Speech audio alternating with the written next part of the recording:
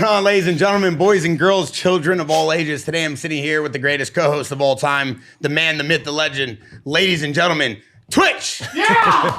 Fire it up. Yeah! Fire it up back there. Grandpa! Okay. Woo! And we got the one and only, the Godfather. Yes. This is the most requested guest. You are the most requested guest. We've been doing this show for about a year. This is season 3. This is episode 2. Yep. Episode 1 was Jeremy McGrath. And Twitch said, yo, we got to kick off season 3 with one of the greatest guests, an icon, a pioneer, a visionary, someone who laid the foundation for all of us today. Ladies and gentlemen, the real Godfather. Yes. We've been mistakenly naming Twitch this all year. We've been getting corrected only by Twitch. Come on, Grandpa. The I real told them. Godfather. I told him. Ladies and gentlemen, Mike Metzger!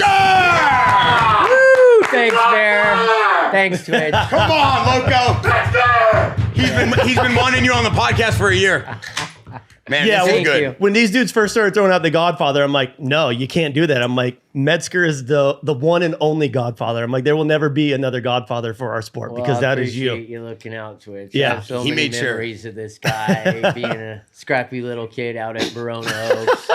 Bruno Oaks. Yeah. No way. He has That's really they the have a first paintball park place- there. First place I met him running around racing motocross, and I just remember him being just wiry and like all over the place, but just really like had that, the jump blood in him already, which, his career has turned into an amazing deal, dude. Thank One of you. the best things that I remember about you was in Vegas when you won that contest. After your on wedding? your 125, after my first wedding. There's reasons why you didn't win or ride good that day. I don't think I slept that night. No. and I think you did the best you ever did because you weren't hanging out with us. I think you. I were hung out way for a too while. young. I think Sync Mars was on the DJing for a little bit at the after right. party, and I was like watching you and watching Hard, and I'm like, I'm gonna beat these motherfuckers tomorrow. and you did, and you put on such a good show. Thank you. One of the funnest events I remember back to, and watching you take the win. That was rad. That's when I was riding for you. You were hooking me up with bikes, parts, like whatever I needed. But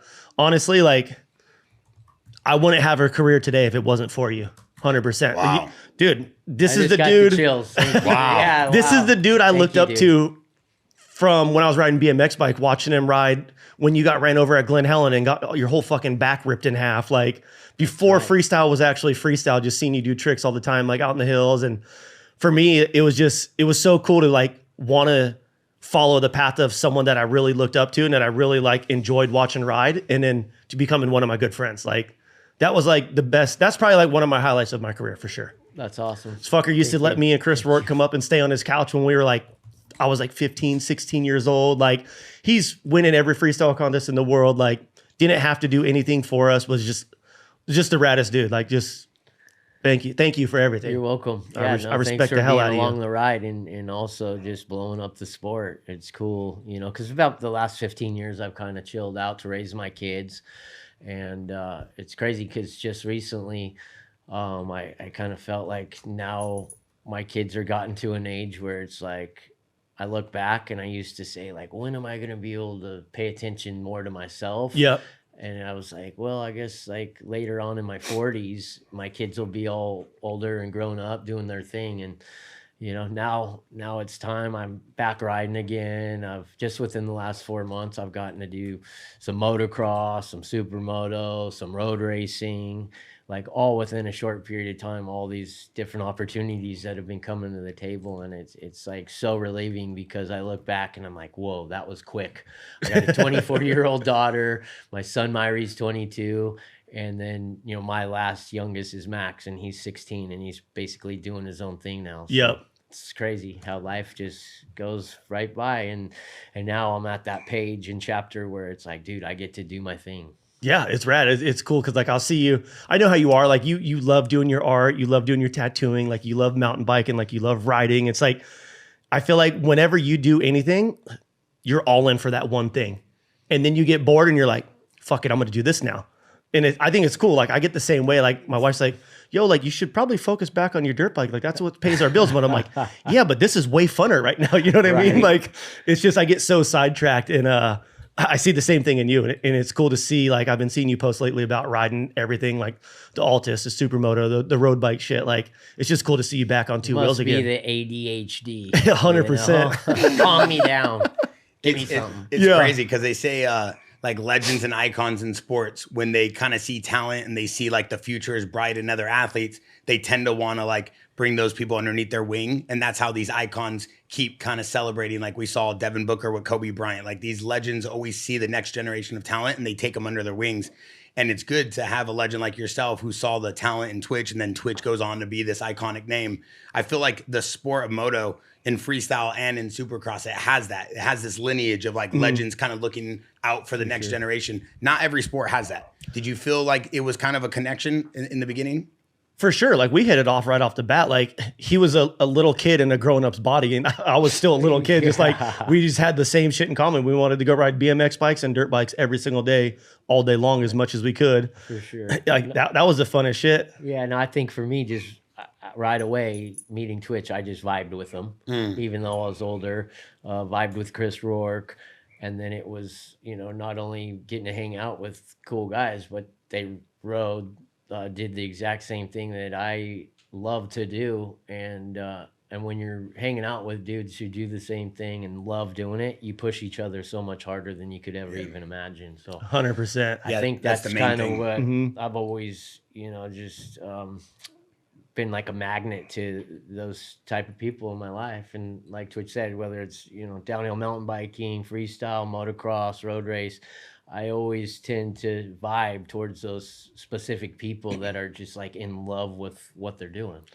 I feel like that rubbed off on me too, because it's like if it wouldn't be for you and like Deegan and Link all going fights, like all you guys helping me out, like I don't feel like I would be in the position where I am today, or if I was, it would have took me way longer.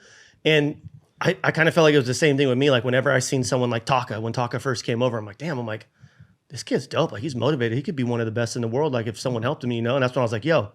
I was coming back from having 2 broken legs that year, and I was like, I need someone like you in my life right now to like motivate me to ride. And I brought him over. He stayed with me for 4 years, and then he fucking wins X Games 3 years in a row. And I'm like, it's just like I feel like it's just something like you said, like we're just attracted to certain people, and like if I see something in someone, like I always try to help out everyone around me, because of dudes like him helping me out. Well, yeah, that was the next point. I see you kind of doing the same thing that guys like, you know, Metzger did for you. You do it with Bierman and Kobe Raha and all these guys, Patrick Evans. Like these guys are always, you're the first one to put these guys on game. You're the first one to bring these guys into podcasts. The CJ and the Concrete Cowboy, same thing. I think you're always doing that. It's just a mutual respect. Like you see what someone's doing, you know how hard it is. You know it's not easy. You know the risks they're taking. And at the end of the day, like we're all like-minded individuals. We all like the same thing. Like why not pump each other up? Yeah, it's pretty insane. Yeah, no, it's good. Your legacy, your history kind of starts at a young age. It was what was it, 1991 that you won Loretta Lynn's? What do you know what year that was? Yes, it was 1991. Probably one of the biggest races and memories of my life. You know, thanks to my dad, biggest influence in my life. Yeah, just, you know, all the effort, especially growing up and then looking back, it's like all that effort that our dads put in. And, you know, I didn't come from a lot of money. And my dad just always made sure that I had the equipment to go out there and basically be the best I could be. And with winning Loretta Lynn's, as far as being the biggest amateur national championship, it's just like something that, you know, you win it, you can't take it away. And I always, you know, tell people that's probably the biggest event in my life, because my dad put so much time, effort, being away from his family to really just make me, you know, push me to be number one and on top of my game. And as a kid, you don't really realize that. You probably kind of have some, you know, animosity while you're going through that and your dad's pushing you so hard. But if he didn't push me the way he did as a kid to go out there, be the best and win, I wouldn't be the way I am today with my kids, you know, and the people I grew up with and pushing, whether it was Twitch or, you know, riding against Deegan and pushing each other all the time. It's just the way it is. And if we're not out there to push each other, I don't think it's fun. No, what's the point? You know what I mean? Like we like scaring ourselves, and like I think I love like the butterflies, like the shit I get before I do a new jump or something like that. Like I tell these guys all the time, I'm like, you don't get that feeling doing anything else other than riding a dirt bike. Like, yeah, I can go jump some big shit on my mountain bike at Big Bear, and I can go do this and I can go do that, but it's never the same feeling as like on my motorcycle doing cool shit. Yeah. No, I just watched your post as far as you building that new hip jump at your place. And yeah, I was just like inside, like, imagining doing it. Then I saw Yo do the flip. Brought back a lot of memories as far as like when I first started doing flips, and one of those sideways whipped flips I did out in Philadelphia at the X Games when I was competing against Travis. And you know, it's stuff like that you're pushing those guys, and it's not like he has to go out there and do a freaking radical flip in your backyard. It's just the vibe. You know? Being around Twitch is going to help me ride better, and it just doesn't get more amazing than like hanging out with good people and just having that, you know, instantaneously like I gotta do this feeling. And it's not because there's money on the line. It's nothing more. It's not for pride. It's just fuck it, I'm gonna do it. Yeah, exactly. Being like in the moment, and that's why I love motorcycles so much, because you're in that moment and the people around you are pushing you, and then all of a sudden you're doing shit that you can't even believe that you're busting out. And then like the day's over and you think about it and you're like, you can't come down from that high of just being on top of your bike and doing stuff that you really didn't even like know you were gonna do. It's so hard too. Like, and it's not like we're pushing each other. It's just like, you feel like you're pushing each other without anyone saying anything. You know what I mean? Like it's like every time we would ride together, we're practicing, but it's almost like a competition, because you're vibing like, oh, did you see him do that? Fuck, I'm gonna try that, and I'm gonna try this now. And then you're like, oh shit, I'm gonna try that. That just made me think about how fun it was doing the FMX Riot with you. Yep, that was one of the best vibes, pushing each other, and really, it's that competitiveness between you and the dudes you're hanging out with, where you're just, you know, I didn't expect earlier in the day, I wasn't telling myself I was going to do that sick backflip over the dirt. Right by where we would all park for the last 30 years. Like, but then you go out and huck it, and then it's like automatically, man, it's just the amping inside where you're like, dude, I have to do that. Yeah. And it's like just the ultimate push. And I've never actually experienced anything like that other than getting on a motorcycle and riding with my boys. Yeah. You know what I'm saying? It's awesome. That's why you're still out there doing it. You have some of the coolest people that you invite to ride with you at your house. Yeah.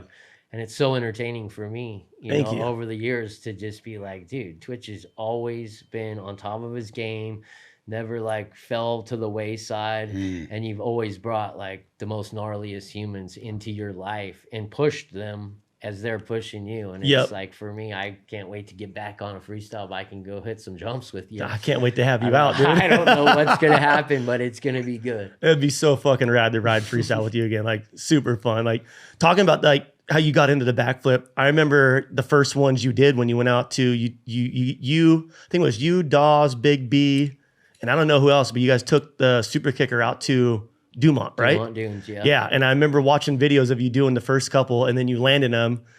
When you got back, you're like, yo, check this out. I'm like, what the fuck? And then I remember we're sitting in your backyard looking at the video like, how far do you think this is? Like, because you never measured it. No. And we were sitting there listening. We're like, well, your first gear, like, I don't know, we already hit the super kicker like 35, 45 feet. Like, you're like, fuck it, let's just put it there. And then that's when you threw the hay on the landing and went out and just stuck them. Yeah. That was gnarly. Like, for me to be there, like the first day you landed the flip, like to dirt, I was just sitting there like, holy shit, like I have to do this now soon. Like, this sucks. Like, and that was like when you were like winning everything. Like, you were on your fucking game. Like, you didn't like getting beat. No, you would do stupid shit just to be like, fuck you, I'm winning. Like, and I loved it. That's what I loved about him. Like, that's freestyle. It's like you see someone do something and you're like, fuck that, I can do it better. Or I'm gonna do this, he ain't doing this. Like, you know, it was like so many people were so secretive at the time too, of like, oh, I heard so-and-so's doing this, or Pastrana's doing that, Deegan's doing this. And you were always like, fuck it, I'm just gonna ride and do my thing and like have fun. Like, that's what I always respected about you, is like you would just do whatever you wanted to do.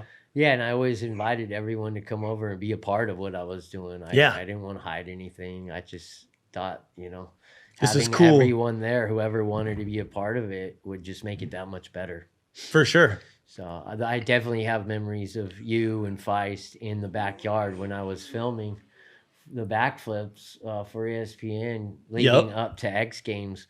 And where I had the hay bale on the landing, and I ended up like coming up short twice after I did the first one. And then all the ESPN cameramen were like, dude, we didn't even have our cameras on. And I'm like, well, get ready.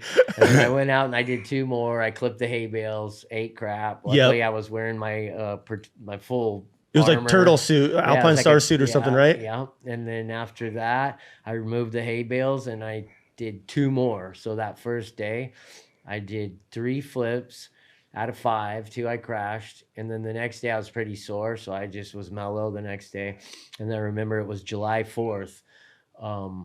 2 days later, I ended up going out and ripping 21 backflips in a row. Yep. Just boom, boom, back boom. to back, just kept doing them. I think I was there. And then after that, I was like, dude, that's the same thing as hitting a ramp and jumping normal. Like, that's what we all have to do. Yep. And how many guys had to quit? They weren't ready to step up to that level. So it's crazy how many dudes quit the sport because of a backflip. Right. Dudes that were good. Yeah. Drake McElroy. Right. Dude, Drake was one of Trevor my Vines. Trevor Vines.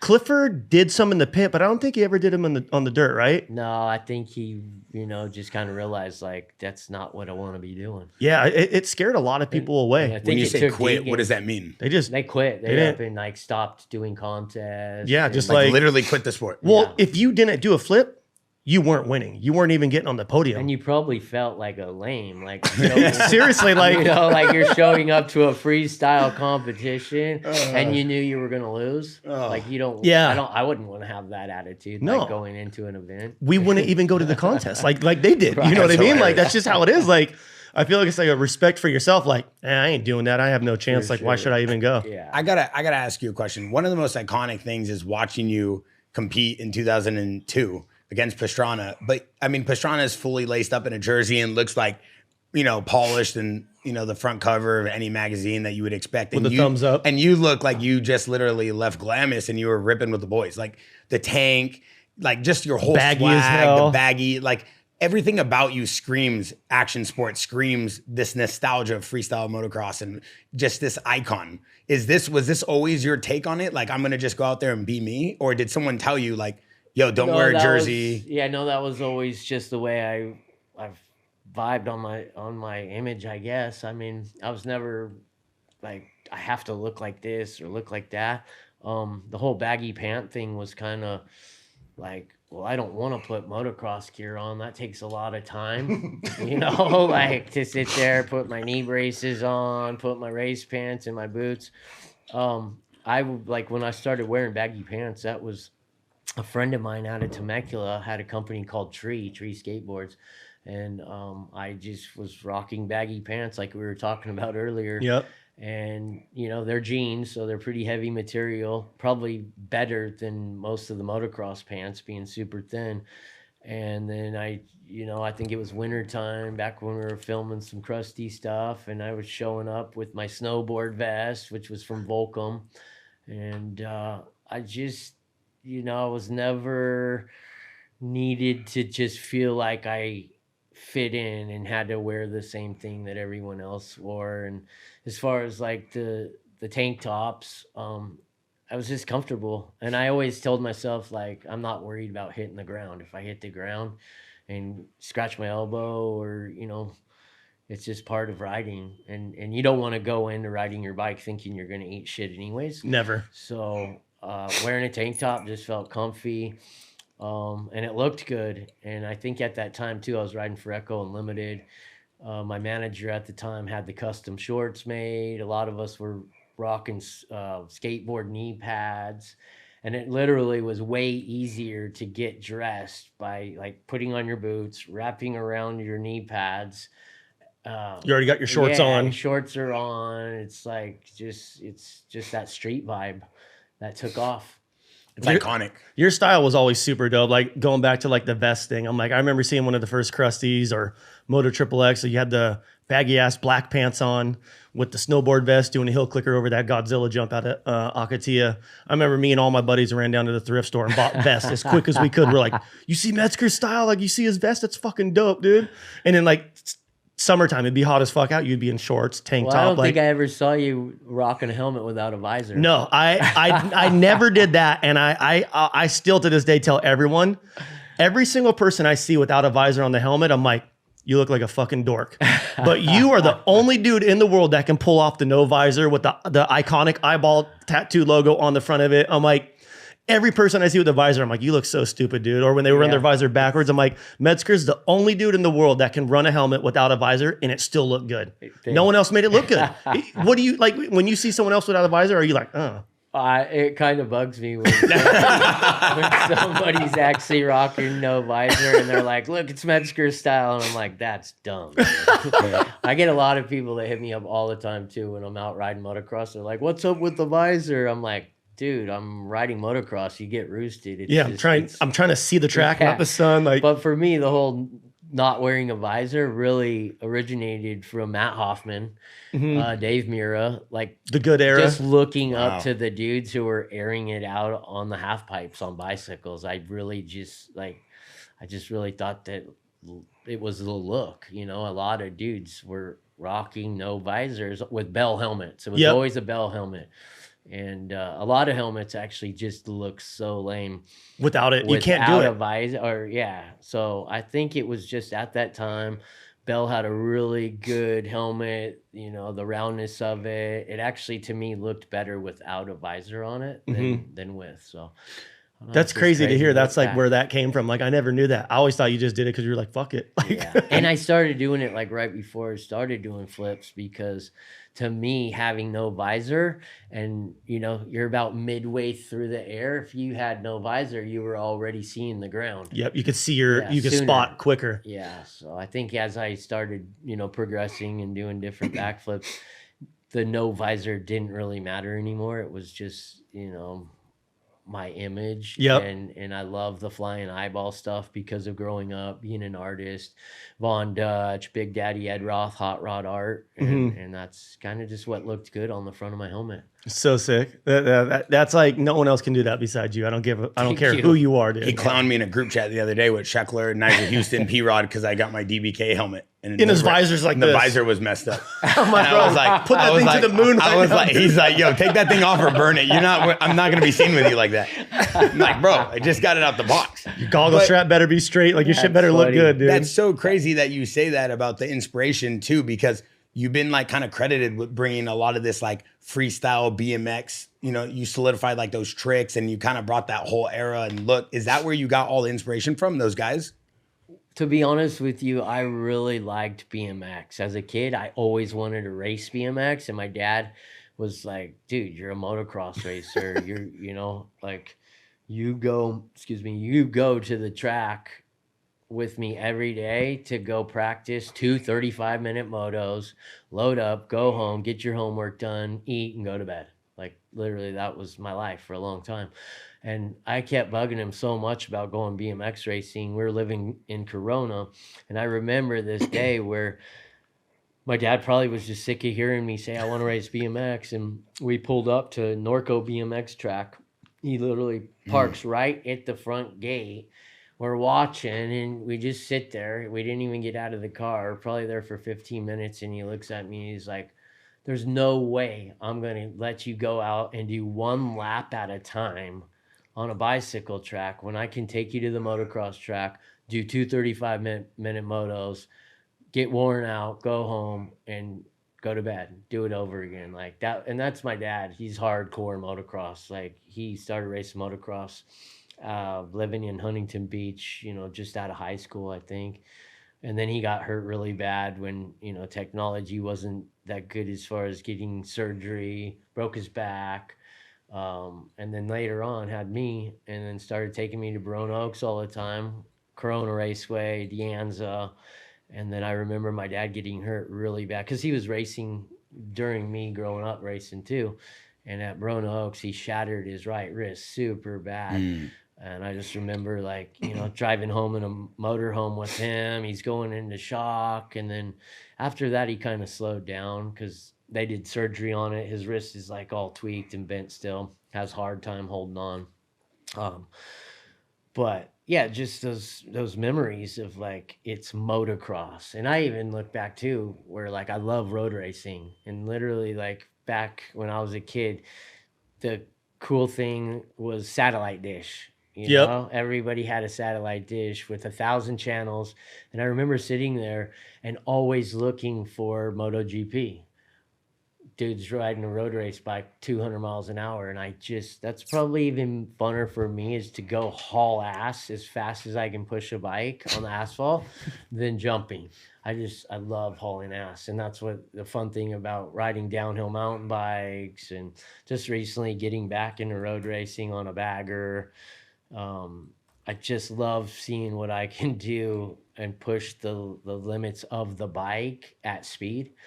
Matter of fact, I asked the dude from Stark the other day what it would take to take a Stark electric bike and push the batteries in the motor to go like 200 miles an hour, so I could go out on a road race track and see if I could supermoto and do like 100-yard slides on a supermoto. Be so sick. It'd be so amazing. Yeah. Against a and if you're road thinking race about bike, it, you know you can do it. for sure. Like, that's for like- sure. No, I dream of it. Like just being able to push that bike 200 miles an hour and know like I'm hitting my braking points and I'm doing a 2-wheel drift into the next turn. And if there was a motocross supermoto style bike like that, it would be so much easier to get around a track than a 300 plus road race bike. I think it would, and you could make a sport out of that. Yeah, Like, it'd be it's- sick. that's We got to like- get Tony Stark to do it up. Oh, dude. Yeah. We had the founder of Stark in here, and Twitch brought him in, and we were talking about how fast those things go. But the fact that you wanted to go faster, I almost died on one. So I can't imagine how much faster. You rode it at 80 horsepower, yeah? Yeah. When I went out last year at the beginning of 2024, before I started hitting the X Games ramp with Raha, he had 2 of them. We're ripping the streets of Colton. I saw that. And I'd be cruising just like, he had it in 80 horsepower because I told him I wanted to try it. And I'd just be cruising 60 miles an hour and I'd drop throttle. And next thing I know, I'm like way forward on the bike and it would not stop laying rubber until I backed off the throttle. It just spins, right? It just spins. And like you just keep it balanced and it will not stop burning rubber. You're just going. I did the same thing coming down 79 right there by Vale Lake. I went out trail riding one day and I was like, hey, Ritter, I'm like, put this thing on 80 horsepower. And we're going. And I'm probably, we were riding all the trails and we jump back on the road. And I'm like, I'm probably doing like 30, 40 miles an hour already. And I'm like, oh, I clicked the button, put it in 80 and I just gassed it.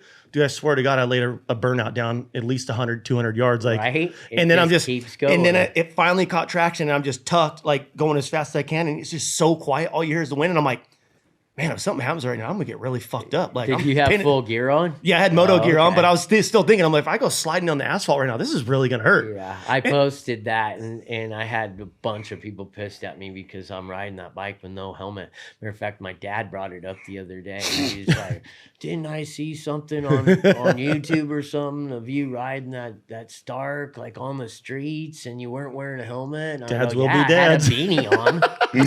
I love that. I love that.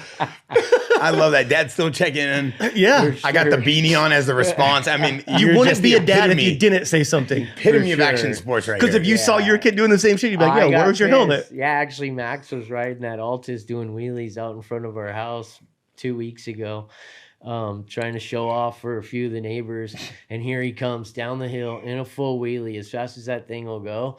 And he has a freaking skateboard helmet on. And next thing, he's coming up the driveway. I go, hey, bro, put that bike in the garage. You're done. And he looks at me. It's like, what? And I go, dude, stupid. I can't believe you're doing that with the skate helmet on.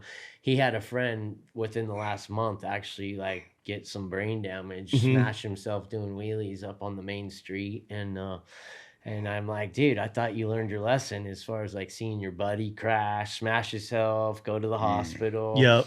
And I want my kids to learn. So I might have been harsh and had a few F-bombs drop out of my mouth because I was so pissed at them, because I've already told them, dude, wear a full face helmet. If you're going to go ride your freaking electric motorcycle, wear a full face helmet. I don't care if you're in shorts, t-shirt, like your elbows and your freaking knees, like you can go scrape those all you want, but dude, take care of your head. Yeah. First and foremost, wear a full face helmet. And the funny thing is your dad probably said the same shit to you. For sure. You know what I mean? But like when sure. I feel like when you're that age, like your parents don't know what the hell they're talking about. Yeah. You don't know what you're talking about. Like I would, Right. my dad would yell at me all the time for stupid shit. I'm like, he doesn't know.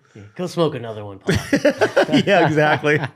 During like the pinnacle days of the X Games and the days where you guys were kind of like building the sports of action sports, we had BMX, you had freestyle motocross, you had skate. How was the relationship between you guys and guys like Dave Mira and Hoffman and all those at X Games? Were you guys all friends? Were you guys all Like cool? as far as the BMX guys, Yeah. skaters, and then the moto? Yeah. I never had a problem with anyone.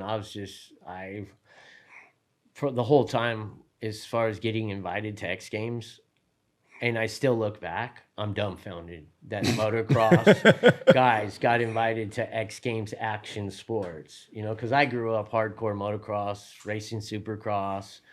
And for all of a sudden us to get invited to X Games was unbelievable, you know, like I couldn't believe I was there with guys I looked up to, like Dave Mira, Hoffman, Tony Hawk, you know, like as a kid doing motocross my whole life and being under pressure from my dad, I was always like looking outside like, oh man, it would be so cool to be a snowboarder, be a skater, be surfer. And I did. I got to try all that shit. And, you know, my dad was always kind of down on me like, hey, you're a motocrosser. Like, don't do that. You're going to get hurt, you know, like wanting to go skateboard.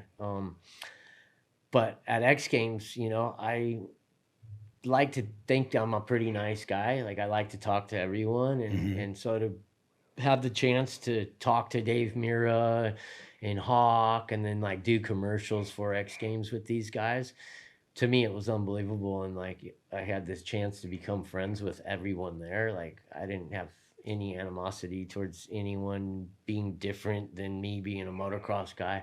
I kind of did feel like a lot of the other sports were kind of like, dude, what are these guys doing coming in on our scene, you know?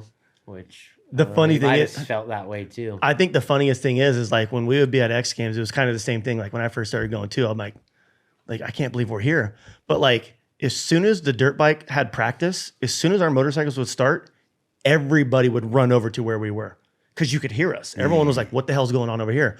And then like, which was rad about all the events, like during contests, like you would look up, you would see all the skateboarders, you'd see all the BMX dudes, you would see everyone just like, oh shit, you know what I mean? And like that's what was so cool is like the mutual respect about X Games is everyone was going to watch each other. Like, oh, we heard Mira's doing a double flip. All the moto dudes were there. All the skate dudes were there. Oh wow! All the street losers were there. Biker Sherlock, you know what I mean? You guys all friends?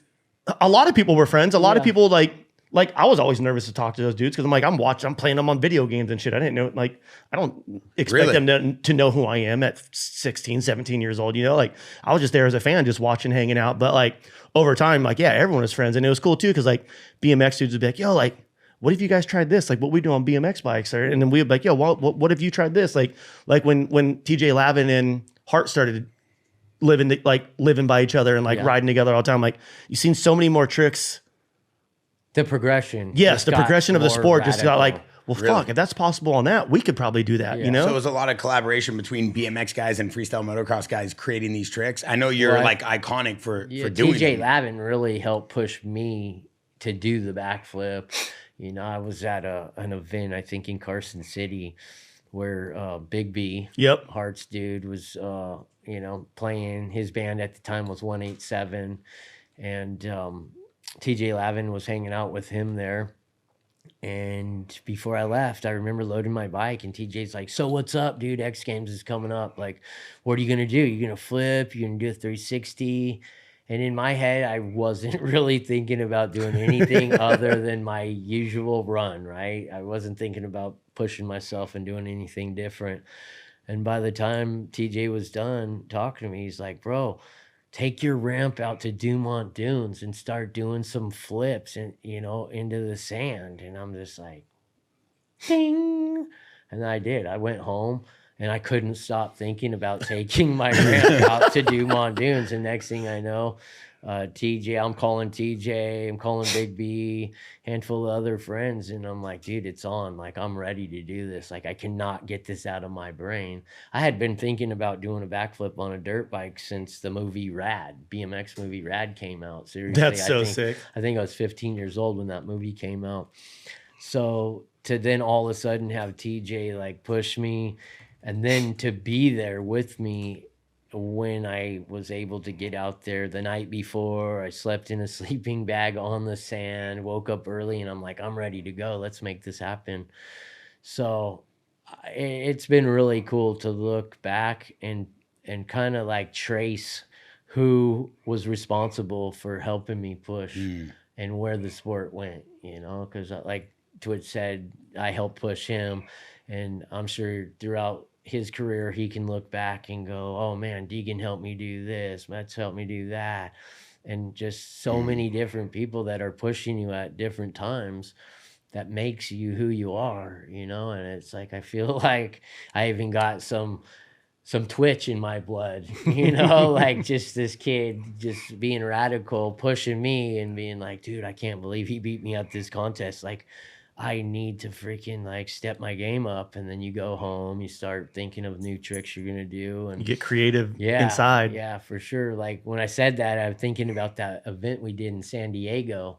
I think that was like the second event you ended up winning was a San Diego IFMA. Yeah. When I just came out, like on accident, did a McMetz. Yeah. Remember? On accident, On too. accident. Like I'm doing a bar hop, and next thing I know, my hands are flipping off the handlebars, and I pull it off.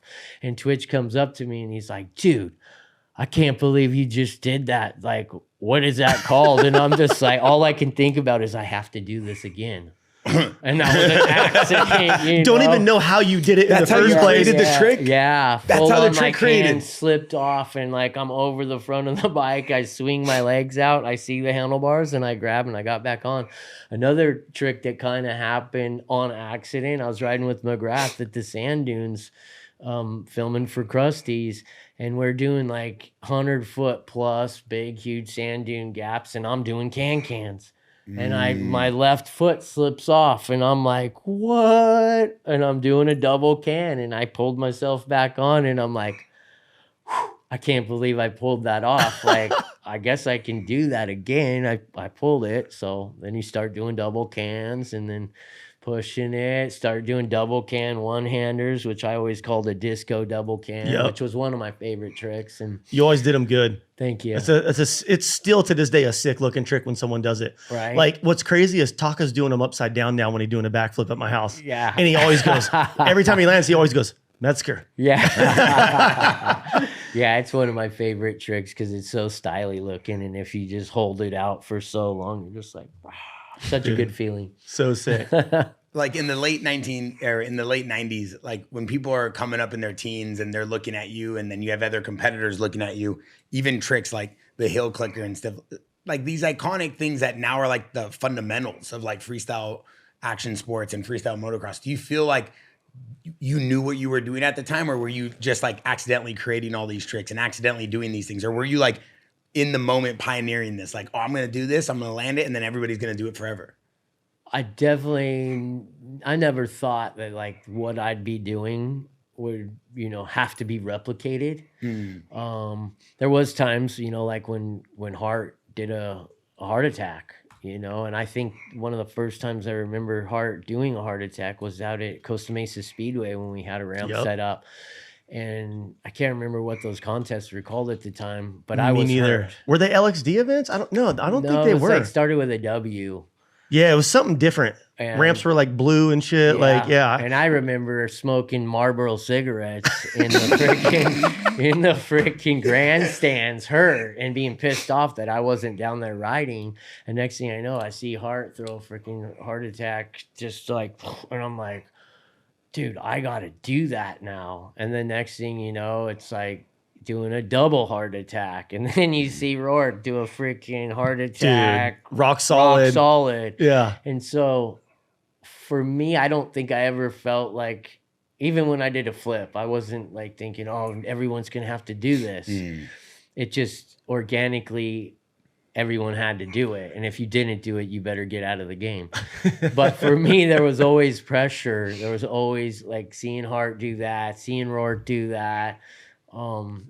It definitely was pressure as far as like if I ever got beat by another rider, it was like I took it to heart, went home, and was like, dude, I cannot get beat again. Like, I hate losing more than anything. It's not in my book to be a loser. It was so rad too, watching like those years of you guys battling hard, because it was like those iconic dudes like yourself, Deegan, Tommy Clowers, Clifford, like Don't forget Mike Jones. But you guys would all be so competitive and just going back and forth. Like you would always be on the podium. You would be first, second, or third, and it would be it would be like you, Deegan, Mad Mike. Then next week it would be like Tommy Clowers, you, Deegan. Like you guys were always up there, and it was always cool to see you guys come out and just do new shit. Like, damn, I can't believe you did that. And we're like, we got to go home and start trying it. And we get home, we start trying. And we're like, fuck that trick, it's too hard. Like, let's do something different, you know? And it motivated a bunch of us to be like, what can we do that's cool like that, but not the same exact way, because we can't do that yet, you know? And I think too, like, just thinking about how stuff changed, we were all pretty good at going out and partying on the weekends.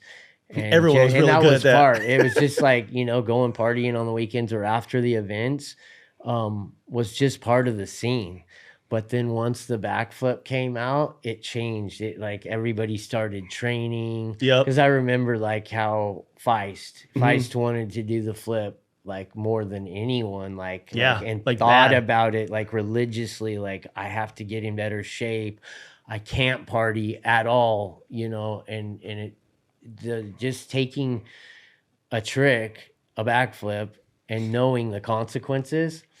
I mean, even just riding a motorcycle and crashing on a motorcycle, there's some heavy consequences. But then to go and flip that thing upside down and then have a mistake, everybody knew, like, dude, there's no mistakes to be made anymore. Like, so it changed. Everybody started being more of like an athlete in freestyle. It definitely changed the game for everyone, because like you said, like as soon as the contest was over or practice qualifying, everyone's rolling up joints, drinking beers, like, yo, where are we going tonight? Like, so-and-so's having an after party. We go there, drink all night, show up the next day super hungover. Like, everyone just looks like shit, just like, and they're just out there just busting big as hell, like doing everything. Were all the other sports on X Games doing the same thing? Were all the other athletes, or was it mainly just moto? There was a few guys from like each discipline that would go out. You have the partiers and everything, and like, got it. We would all find each other. You know guys what I mean? were a lot Like, more reckless. Sure. I think the motocross dudes were definitely reckless. Like, no one gave a shit. Yeah, we kind of just had that on our shoulders as far as like, we are the gnarliest fucking humans. Fuck you guys. Out there. and partying and hanging with each other and always trying to outdo each other. It didn't matter if we were trying to outdo each other on our bikes or at the bar.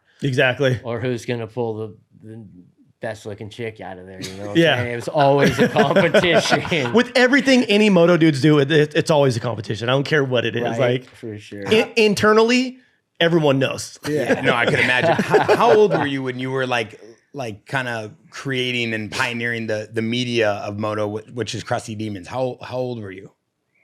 Oh man, to think back, it was like 93 when we first started filming for Krusty's. Dang. And I was already filming with like riding for Fox and Terra Firma videos. Terra Firmas. So that all started around like 93. And I remember with Krusty's, we filmed before the first video came out in 95. We literally filmed for 2 years straight, getting footage, traveling. No way. 2 years. Yeah. It was 2 That would years. never happen today. Those parts would be leaked in 5 minutes.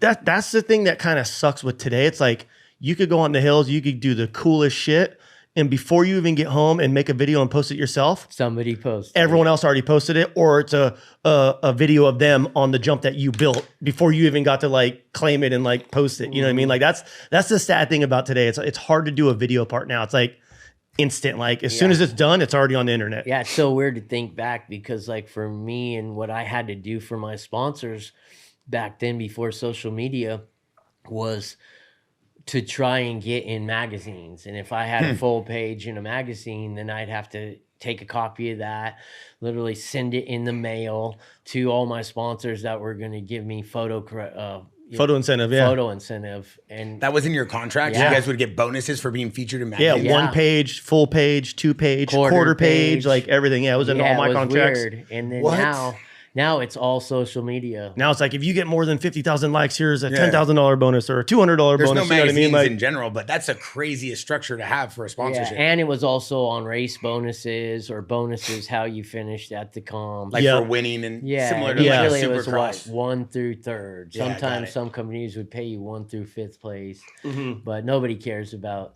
if you're not on the podium. So Yeah. How did you get linked with Echo back then? That was such a like That was iconic brand. sick You as were hell. with them too, right? After he was Yeah. Oh, got it. yeah, He was the we first one. actually, I had a manager. Russ Stratton, got it. right? Yeah, my manager, Russ Such a great Stratton. crossover brand back then. It was Oh, cool. it was sick as hell. It's like an iconic logo, dude. Yeah. And Yeah. it looked amazing. And you're in the tank, and it's just like one of those photos and videos. It's crazy to look back because my manager at the time, he knew the guys from Echo Unlimited and came to me and was like, dude, I think you'll fit in with this brand. And for me, it was kind of weird because it was all, like a hip hop brand. It was so outside of the box of Yeah. like Yeah. wearing normal motorcycle riding gear, you know? But I was always kind of like had different sponsors that were outside of the box. Like I was the first dude rocking Black Flies for motocross. I was the first dude to rock Volcom for motocross. Jay's board shop. Yeah, and it kind of goes back to me wanting to not just saturate my life with motorcycles. I was always interested in skateboarding, surfing. Matter of fact, Arnett Glasses at the time was big surf company. Huge. They were huge back They were when you big. rode for them. And then when I was the first dude riding for Arnett, I remember an ad that they did where I was jumping a motorhome. Like out in Marietta, they built this huge, ridiculous double park to the Arnett motorhome underneath it. And it's a picture of me, like, boom. And they put it in surf magazines. And it was like one of the first times they started cross marketing, basically me being a motocrosser and putting me in different magazines like surfing and snowboarding. And then there was also events, I think back, like the surfer cross, but before that there was the snowboarder cross event. Forgot about that. Right? Like it Is was that just crazy. one athlete does snowboard, one athlete does moto? No, both you do had each. to do each, just like the surfer cross. Both now. dudes, the yeah. motocross Wow. guy and the snowboarder had to race against each other, and then the motocross and snowboarder dude had to go and race. It was kind of like slalom, but border cross, where there was freaking 4 dudes on the start. And I remember like going, dude, I have no business hauling ass on a snowboard. But I'm going to do it. Oh, I have to do it. I'm here with all the boys. Like we signed up for this. We're hanging out with the cool snowboarder dudes. And that for me, I always, enjoyed snowboarding right out of high school. Wow. Always like really looked up to the dudes who were just going large. It didn't matter if it was snowboarding, surfing, skating.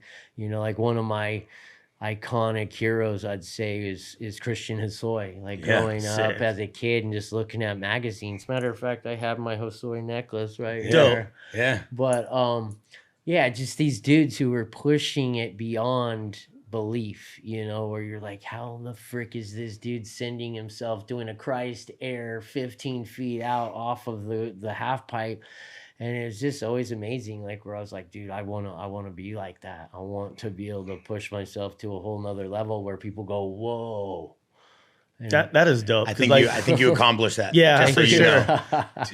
know. Going back to the Arnett ad, that's probably one of like the most like memories that sticks in my head of you, because it was a big ass jump. I believe you were doing a hill clicker over the motorhome, and he had the Metzger sign in the background on the hill, like Hollywood Hills. That's right. It was fucking dope, dude. They computer animated that in. I remember cutting that out and hanging it on my wall when I was a little kid. Like, this is the sickest shit ever. Like, it was the raddest ad. Is that it? Like, that's let me see. no. I'll pull it up. No, that's not it. Did it say Arnett on the hill or Metzger on the hill? no, Arnett was on the motorhome. On the motorhome, and then there your name was on the hill, Metzger yeah. on the hill. In like some sick like writing. What a great way for them to cross It was the collaborate between sickest ad sports. ever, dude. And Probably it one of was the best rad ads. because there was so many surfers that loved and enjoyed motorcycle riding, skaters enjoyed motorcycle riding, and then how Boom. it kind of changed. There it is. There it is. Wow, dude. Wow, that is cool. And then I'm rocking my Metzger graphic kits with the flames that I drew up and Seat graphics. It was Seat, I'm pretty sure, at the time, which was owned by Zing. No way. Yeah, Seat Graphics. I'm pretty sure Bob Zing was the owner of Seat back in the day, and then it's so weird to look back and how many different companies there were, and how things change. But I mean, this type of Mike inspiration Parsons, where people get it today. Yeah. Yeah. Good, Well, continue. one of the athlete management guys at Arnett was Mike Parsons. And Mike Parsons is a big wave surfer. Like he's one of the dudes who's like surfing huge ass waves like Jaws. So gnarly. And so I think as far as those type of people that are just pushing the limits and going huge, they tend to vibe and attract to each other, right? Yeah, for sure. And if there's somebody who's a wannabe, they don't last very long. No, they're in and out of the sport quick as hell. For sure. They get laughed out. Yeah, this ad's sick as hell too. That's the day that you were there. Yep. Right? Yep. Feist. I remember you guys being up on like my back, the big landing for my 75 footer. Yep. And I just look over at you guys. I remember Feist's face just like, and I'm just is sitting this there. for real? I'm sitting there filming the whole time, and I'm just like, "Fuck yeah, this is so sick!" Like, and I can remember really like thinking what I was thinking about back then was like looking at you for sure and going, "Dude, this kid's gonna be the next one." I'm pretty sure you were. it like, took me a little bit. Like, I think I want to say I was like the seventh dude Really? flipping or something like that. Yeah, it Who took would me you a little think bit. that was the second? Well, I know. Was it Caleb?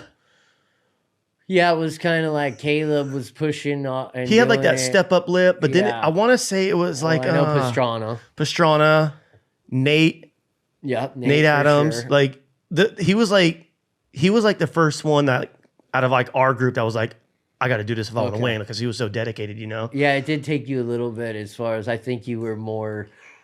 I was trying not to get hurt. Yeah, you know what I mean? Like I exactly. would see all my friends get hurt so bad where I'm like, I know I can fucking do it. I gotta like work myself up to it. And I remember what got me to do it was Diamond Dave Domingos. Oh wow. I'm like, this motherfucker is so short. And I'm like, he was like one of my very first sponsors at like C&D motorcycle shop, like back in the day, him and my buddy. And I'm like, if this motherfucker can do it, I know I can do it. Like I just started thinking, I'm like, I got a lot of skill. Like I need to have more confidence in myself. I'm like, fuck it. If he can do it, I'm gonna do it. Yeah. And I'm like, I need to do it for me. And at the time, I feel like everyone else was doing it for a different reason. Like, oh, I gotta win this, or I gotta do it for my sponsors. And I was like, fuck that. I'm gonna do this for me. Yeah, that's how I felt too. Exactly. I just knew it was time to do it. And for me, it didn't matter what was going on at the time. Didn't matter that I had kids. Nope. You know, a lot of people were tripping out that I started doing it like right after I had my kids. It was right after, right? Yeah. Yeah. Yeah. And people were like, they would ask me like, doesn't that like, play a big role in your head to not do something because you're a father? And I'm like, no, like gives me more encouragement. Yeah, I know what I can do. I'm confident. And yeah, it's crazy to look back and then how we started pushing backflips with tricks and, getting a chance to go to Disneyland. Dude. And at Disneyland, I did a backflip heel clicker for the first time. over the bridge or some shit, right? Like, were you guys flipping over? No, that was actually like leading up to the California Adventure. That was something to pump 2003. X Games, right? Yeah, I wanted to flip over the bridge, but I didn't.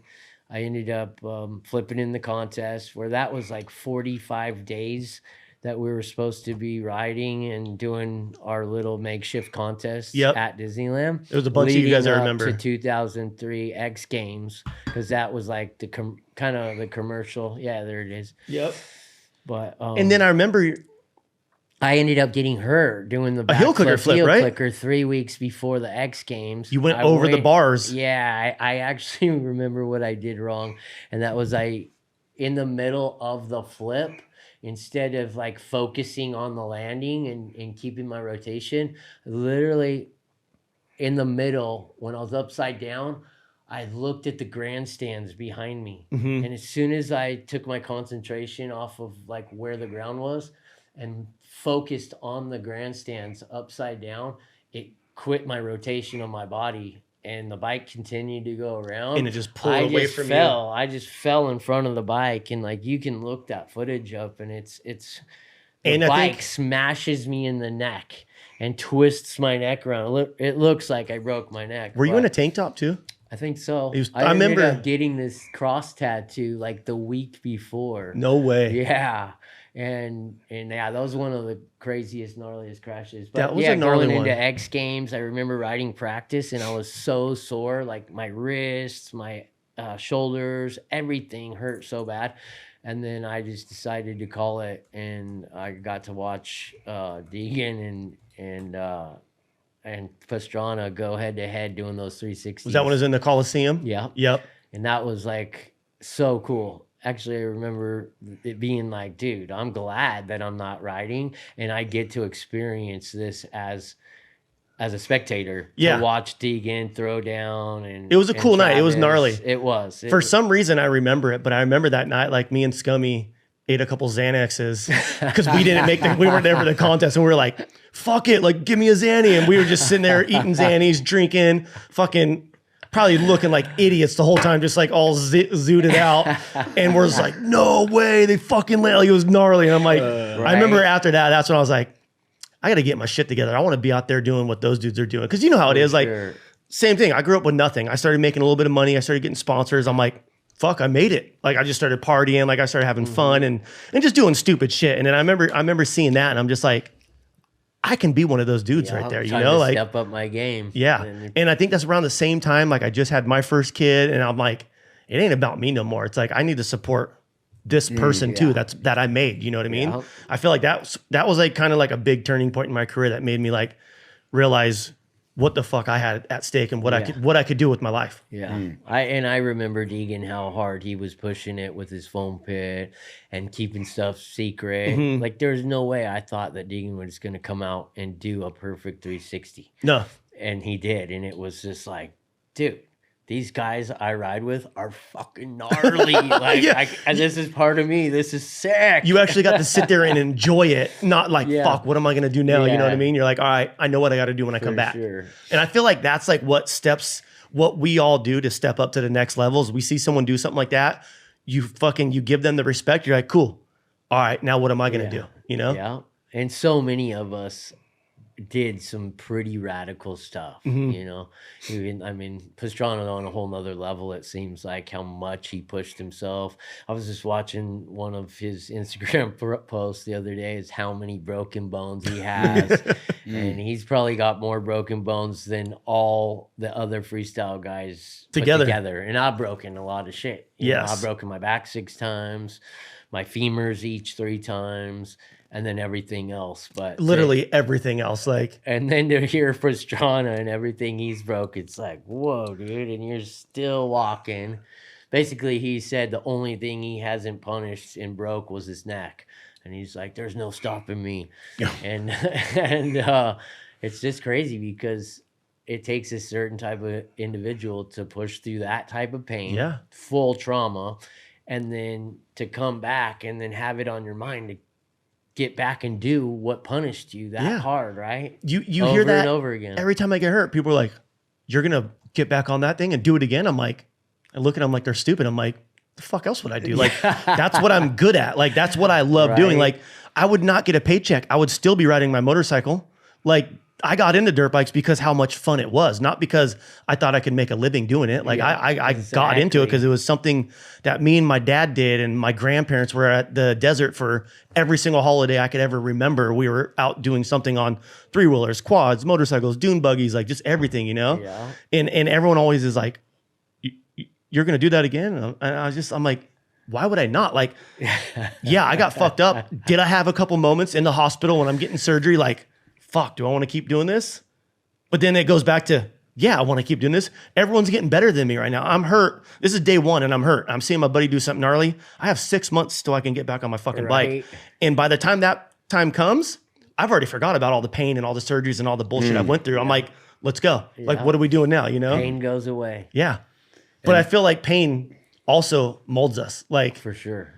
It's crazy to think like how many people I see get hurt doing random things that not that gnarly, and they're like screaming and like, rah, and I'm just like, every single dude I know that rides a motorcycle well, when they get hurt, they keep their composure so fucking good. Like you wouldn't know they were hurt. They're like, hey, I got a compound tib fib. This is broken. That's broken. I think maybe the back too.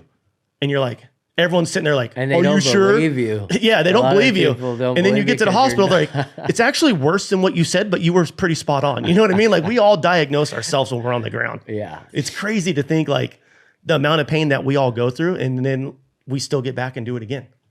Are we just stupid or is it passion? Like, what is it? Well, I think that's why you guys are different. That's why you guys are on the Mount Rushmore. Not everybody has that same approach. There's a video of you guys in the desert. Do you guys remember this day? I think this is Riot, right? MX Riot, maybe? Twitch. This is what you did tricks on. You come out to the desert. It's not as routine. You're not here to hit a ramp or do a figure. How old were you, Twitch? 3 ramps. You're here 20, to maybe? express yourself. This is like 04, 2004, 2003 to 2005. Alright, this jump's a little bit bigger. So I gotta Sucks, guess a little man. more. This one's smaller but steeper. What do I do? Like, that's the whole fun of the sport is just guessing on if you're gonna make the jump or not.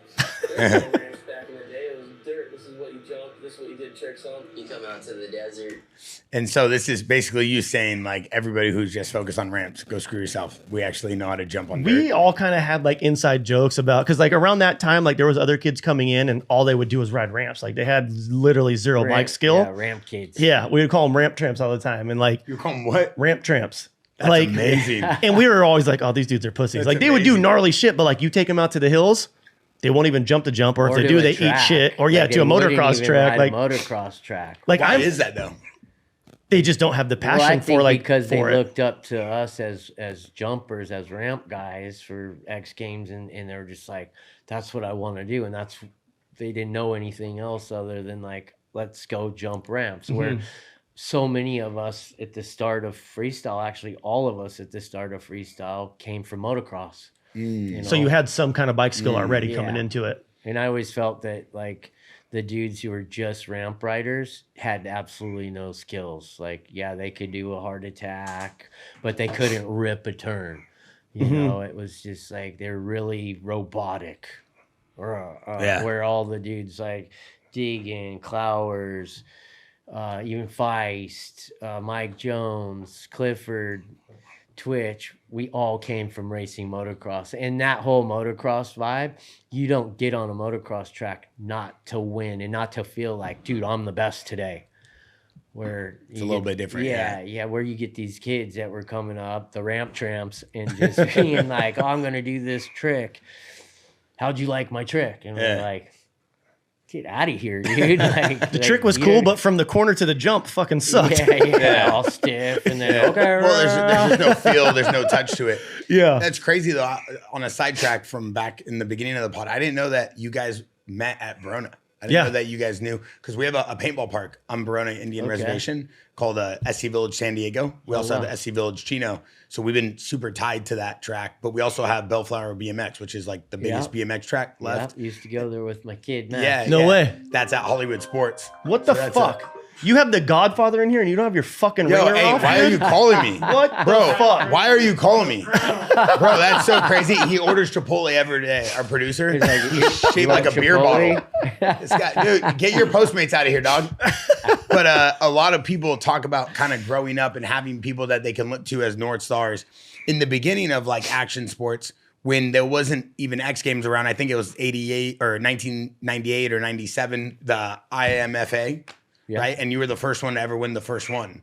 So, I think so. Was that before X Games, or was X Games still in the making, or what was that event series compared to Hey, X Games? the very first event you rode in Vegas with Edgar Torrenteras. Well, I didn't get to ride. Edgar, Were you hurt? Yeah, I had a broken femur. That's why from Edgar won. Yeah, Edgar. 'Cause this rode motherfucker my would've won. bike.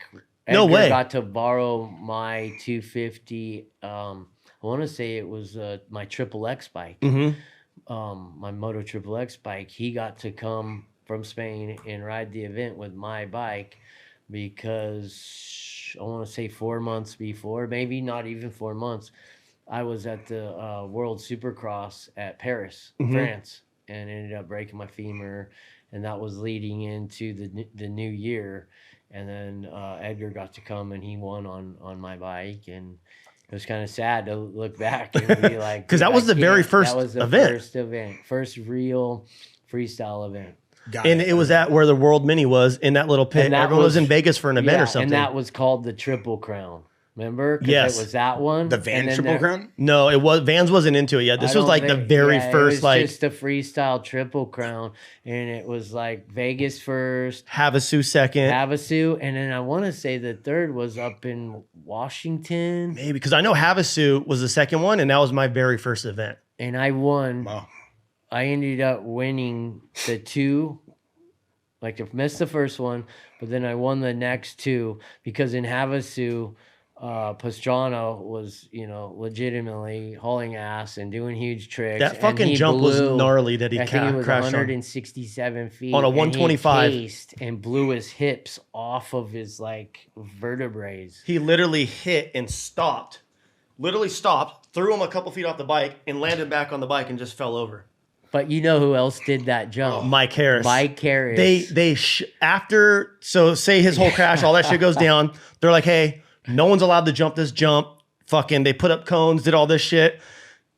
Next day, this is the next day during the contest. Everyone's doing their And run, this and our dude- boy Mike Harris is the shit. It's I still funny talk to him 'cause- every once in a while yeah, now. He came and got tattooed about 3 weeks ago. No up in way. Big Bear, and I got to shoot the shit with him. And Another talk one of the about- dudes I looked up to, like in Yeah. the very beginning, was like dope as hell on a motorcycle. Rides around, kicks the fucking cones, turns around, jumps it, greases it perfect in his run. Yeah, No crazy test run, to no think nothing. About all these different dudes that we grew up with that now are doing different stuff. I think he's like a lineman now or something, right? Yeah. Yeah. He's still doing gnarly shit. Like, yeah, dude. he lives in Victorville. Yeah. That's so crazy. Like the epitome of action sports is what you guys did. Like living with no fear, doing tricks no one would ever think about, pushing the boundaries, like every day being like another pioneering setting. I'm not even glazing. It's just the facts. Like we see Thanks, today, man. it's all based off what you guys did back then. Even the media, like everybody still talks about the content you guys put out 10 years ago, 15 years ago. And it's like everybody's still chasing those highs, but I don't think they can get them because with the way social media is, the superstar, the nostalgia, it's not there the way it once I want to was. think it was only 10, 15 years ago, but it's more like 20, 25 years ago. It's crazy how For sure, time right? flies. Yeah. It's crazy. Who's the craziest guy you think on a bike besides yourself? I would definitely just give it up to Pastrana because I think everyone would. I think I started hanging out. I saw Pastrana as a kid riding for Suzuki and just seeing him like because I was always a little older.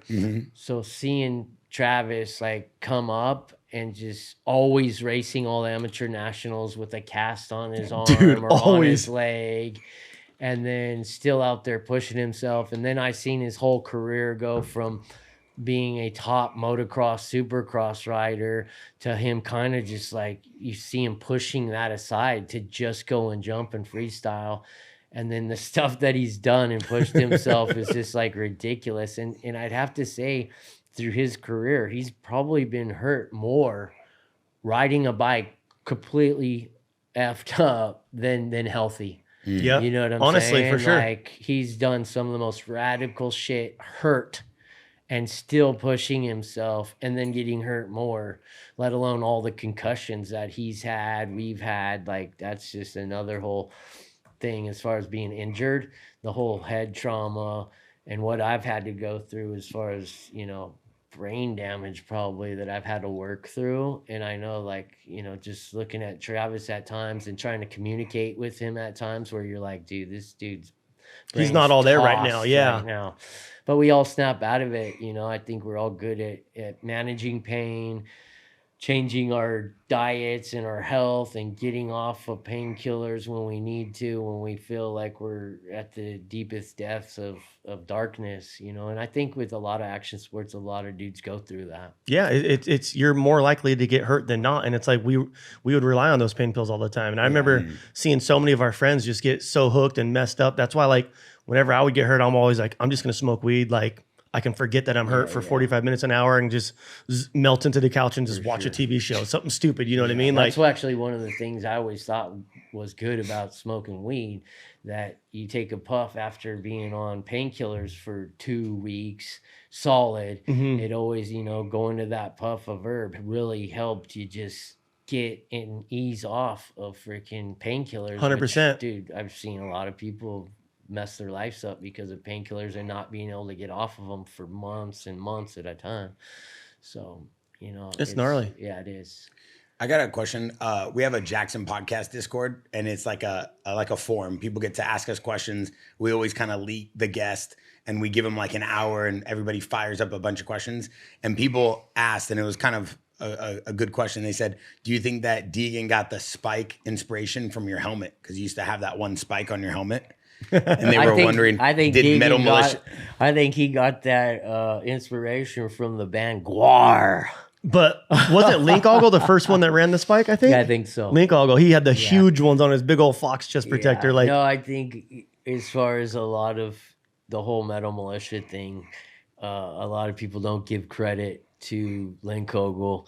And he's originally the one who started Metal Mulisha, was Larry. And I've grown up with Larry since we were probably 12, racing motocross together. He's the original founder. Yeah, he's the original dude. Well, actually, Him to be honest and- with you, Nathan Fletcher. Yeah, him and Nathan Fletcher. Nathan Fletcher. The Yeah, the surfer. Fletcher family? Yeah, Yes. yeah.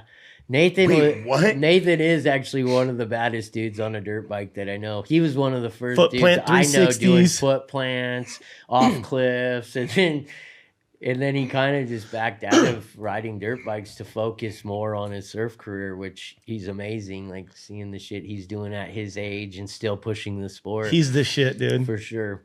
Yeah, he started writing Metal Mulisha on their fenders. Yeah. With marker. Yeah, and then Link Ogle started doing it because they were coming boys up at the with- time. They would coming- always ride together. coming up with flyers with crazy kind of death metal artwork. Scare you type of shit. And then Deegan came out from Nebraska, decided to dye his hair purple and start hanging out and doing stuff with Link Ogle. And the next thing you know, they became partners and kind of pushed the whole Metal Mulisha thing, which is crazy. I always thought it was cool as hell too to see all you guys at like all the pimp and hoe parties. Just like you would get like a glimpse of lifestyle with all these fucking dudes that you looked up to partying, having fun. You're like, wow, like I can relate to this dude. Like I like doing the same shit. You know what I mean? Right. Like that's cool as hell. Like that was, I feel like, the first time and like era where you started seeing personality from people. For sure. Because a lot of Krusty's definitely brought out the personalities more of the motocross guys like Yep. Hemmig and McGrath. Phil where- Lawrence, like yeah. all those dudes were in those original videos. Like it was always cool to see like dudes like that doing, sure. having fun. And Supercross back then was really looked more at like NASCAR, where you're showing up with your collared shirt and just being a part of your team. Then all of Being a sudden, robot. Krusty's comes out and it's like, whoa, McGrath's has a beer in his hand, and Deegan and Metzger out there partying on the dance floor, all pimping hoed out with some hot chicks, and like it's really changed the whole industry for sure. 100% it did. Just hanging out and having good times with each other, where that was never seen.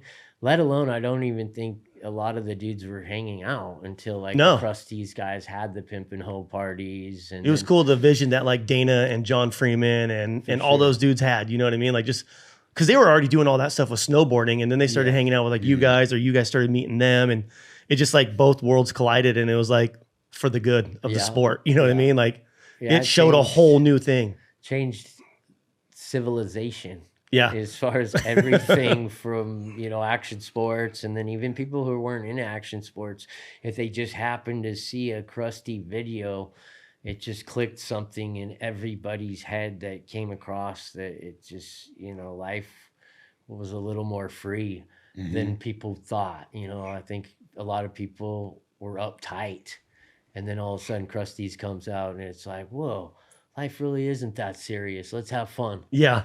I think one of my all-time favorite video parts of you is in, I think it's in Still Roots 1, where you guys are at Cottonwood Canyon jumping those big-ass step-ups, and you just came, I think you had a broken femur at the time yeah. still, and you weren't even supposed to be riding yet. You were just out there trail riding, like showing McGrath and all them where the new jumps were and shit. Yeah, And you're think like, I was on pills, just smoked a bowl, and I'm like, he's sitting on a fucking sitting there recliner eating some sick of beef jerky. watching. They're all looking at this jump, and then they're like, yeah, and out of nowhere, fucking Metzger comes fifth gear wide open and hits this gap. Like, everyone was tripping on him, dude. Yeah, just recently out of a broken femur, but I had a rod in there, so I knew it'd be okay. First The of all, sickest video part. Those jumps were dope, dude. Like, They those were. jumps were so rad. I never got to remember ride maybe them. Like a week or two after, we were out there riding some more with a handful of dudes, and here comes my dad. My dad's like lining up at the jump, and he's like, "Rah!" I'm like, I roll down the landing, and then I just park right in front of the freaking takeoff. You stopped, and my Pops. dad stops, and he's like, "What? What are you doing? Why? Why are you in my way?" And I'm like, "Bro, no, you're not gonna hit this jump." Like my dad was gonna hit this freaking. It was probably 110-foot step up. It was big, and it was like a big up, like big step like up. This. Yeah. And my dad's psycho, and I'm like, "No, dude. You're not going to get hurt. You're not doing it." And I wouldn't move until he rode away because we lived right down the road. Yeah. And he knew I went riding with a bunch of dudes. All of a sudden, he comes up riding, and I'm just like, "Get out of here, dude." I love it, dude. I got to tell you, first of all, coming on this podcast, I appreciate you. I know Twitch has been dying to have you on here, and it's amazing to have you here. I got to ask you personally, from these back-to-back backflips. This was my next question. Yeah, go ahead, Twitch. This was fucking a memory that will stay in my head forever. I remember after your qualifying, you were flipping the first one and then jumping the second one and doing tricks. And was this 2000? What year was this? 2002. 2002. And I remember this was the year that like you started just fucking like everything was clicking. You and Chitwood went on the road trip in fucking whose van were you guys in? CNC Ride Shop van, and you guys took sleeping bags and tents, and every single event you guys road trip to, you would sleep out on the course, or you just throw your fucking sleeping bag anywhere. Yeah, we slept right in front of the giant. Was it the Cleveland Giants or something? I think so. Like, I remember we you did it on the grass. Yeah, you right did it at there. X Games, you did it at Gravity Games, you did it at a bunch, like a handful of events that year. I love outdoor life. I love bringing my tent with me. Matter of fact, I cruise around all the time with a 12-foot enclosed Ico trailer my dad gave me at 16 years old. Love it. I load that thing up with my fishing poles. I got a barbecue in there, and it's just, I like the simple life. Yeah. You know, I'm not, it doesn't take a whole lot to entertain me. I can entertain myself. I can laugh at the dumb shit that I do and be happy with it. And, you know, I think one of the most important things for me in life was having kids at a young age. I just always knew that'd keep me out of trouble,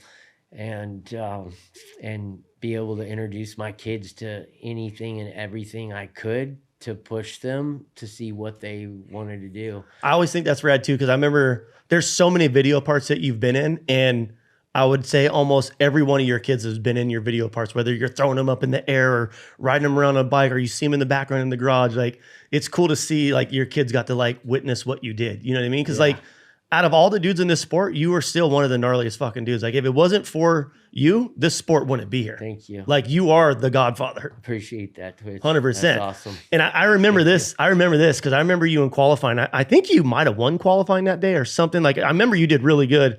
And I remember you going in your event, you're like, I'm going to flip the first one and I'm going to click second and just flip this fucking jump. And there was only like a few people around you when you said it. And I remember being one of them. I'm just like, I ran up to the tower where the judging was. I'm like, if he's gonna jump this thing, I gotta fucking see it from up here. So when you heard me say that, you knew I would. Oh, I knew you never said anything and didn't do it. That's just something you didn't do back in the day. Like, right on. If you even thought about it, you're like, this motherfucker's gonna do it. Bullshit anyone. But no, that's good to hear that out of your mouth, because you know I always felt like I was just always on the ragged edge, no matter what I did. But I always pulled it together. You know, always. Not always. I mean, a lot of times. I mean, one of the worst things I ever did was when Carrie Hart Gravity Games went for the backflip, and I just lost. I lost it as far as going out there and hitting that hip jump. You're like, I gotta win. Flying out to flat. That was gnarly. Breaking my back. Like, I look back at that and I just go, whoa, I lost my mind. Like, yeah. It was just the excitement from the fans, the excitement that you just saw someone do a flip. Yeah. And then also knowing that I wasn't able to be within that excitement of like, okay, yeah, Carrie just did that. I'm going for that. Yep. It was like, I just went off the side of the jump.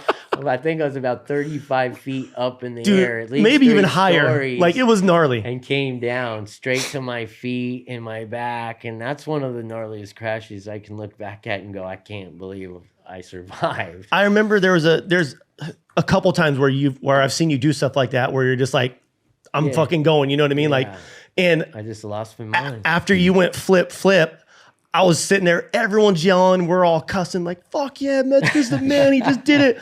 And then I remember my heart sank because you turned the corner and then there was like that 80 or 90 foot ramp coming back. And I'm like, oh fuck, don't do it, Metzger, don't do it, Metzger. Because you still had a couple tricks to go.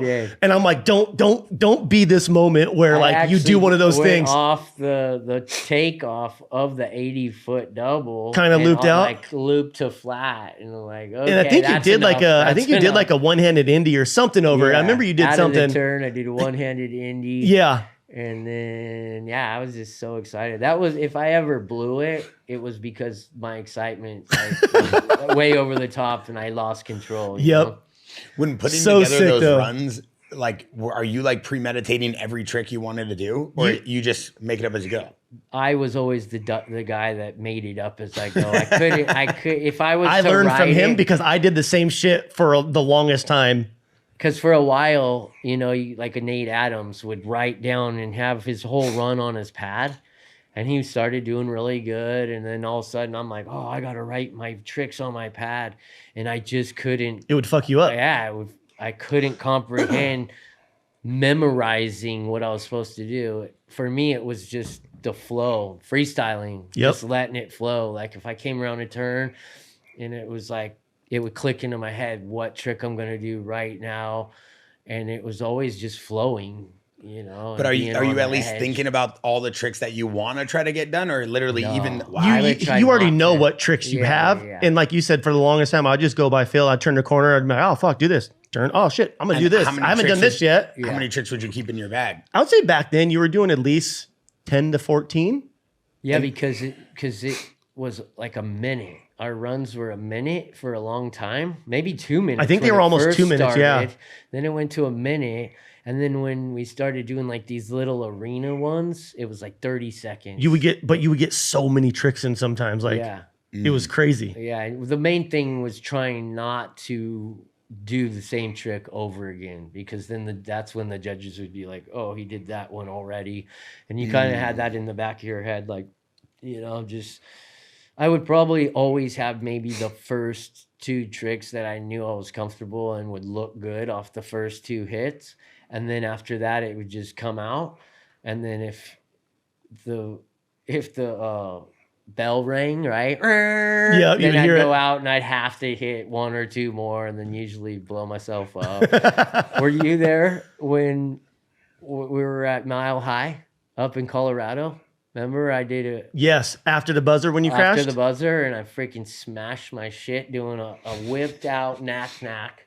And I came up short, and I was just getting my right foot back on the foot peg, and it wrapped underneath my right foot peg, smashed my front of my toe, bucks me 12 feet to the landing, but I'm getting thrown like in a running position before I hit the ground. And I like take a step and my bike smashes the back of my same heel and just crushes my right foot. Gnarly. After the buzzer, didn't even count. Like, didn't have to do it, but fucked myself up so bad. And there's a video of Mike rode for Hart in Huntington for a long time. He lived Carson.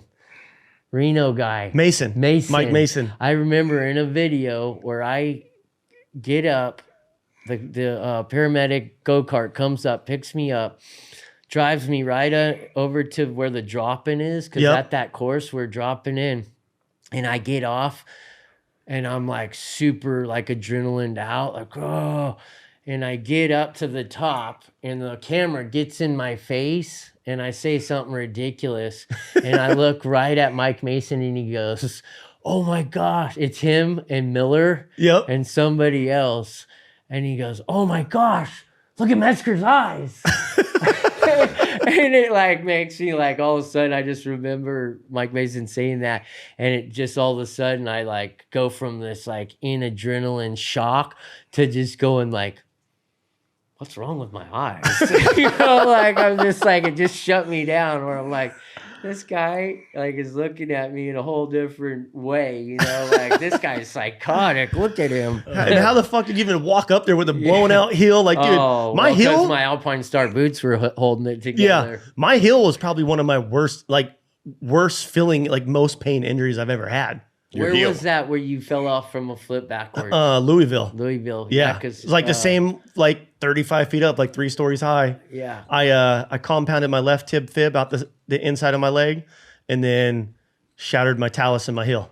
Yeah, because you were going for a flip. A mini flip. Like, off of a really steep cliff. That was the first weekend that like Pastrana, Nate, and then maybe like Ilo Galp, like they all did mini flips. Was there. Yep. And I was like, what's the worst thing that's going to happen? I'm going to be 3 feet off the ground. If I eat shit, I eat shit. Like 15 feet off the ground. This isn't it, is it? No, this was in my backyard last year.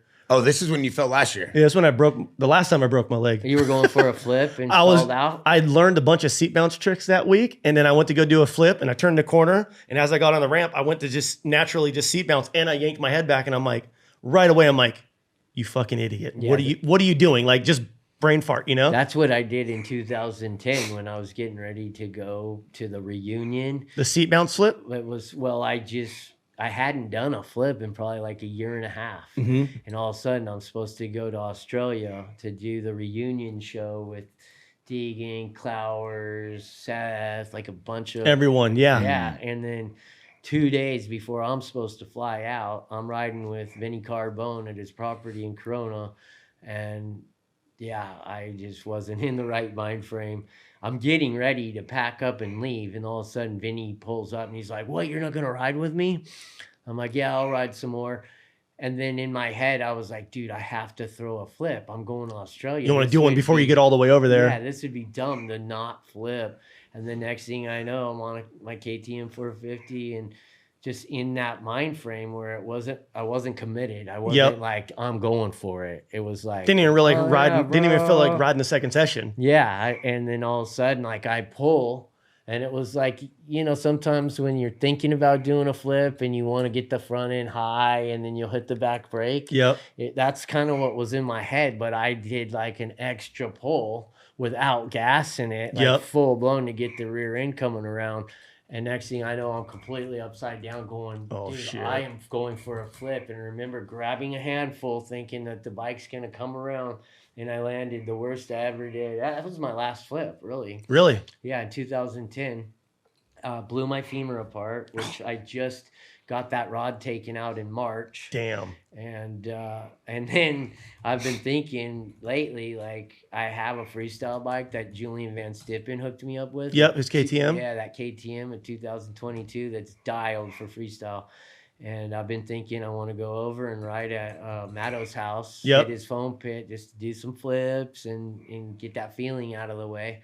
Because honestly, every time I see you flipping on your Instagram post, it makes me like, I feel that I'm you. Like I'm picturing me being you on that bike. And like I can still do feel that. That feeling. Like in my head, my body, I'm like, whoa, I do that. I know I can still You never do forget that. it. It's just like riding a bicycle. Like you might be a little stiff, but you don't ever forget. So like me, in like probably my old attitude would be like, dude, I'm going out to Twitches and I'm ripping a flip. When are you turning 50?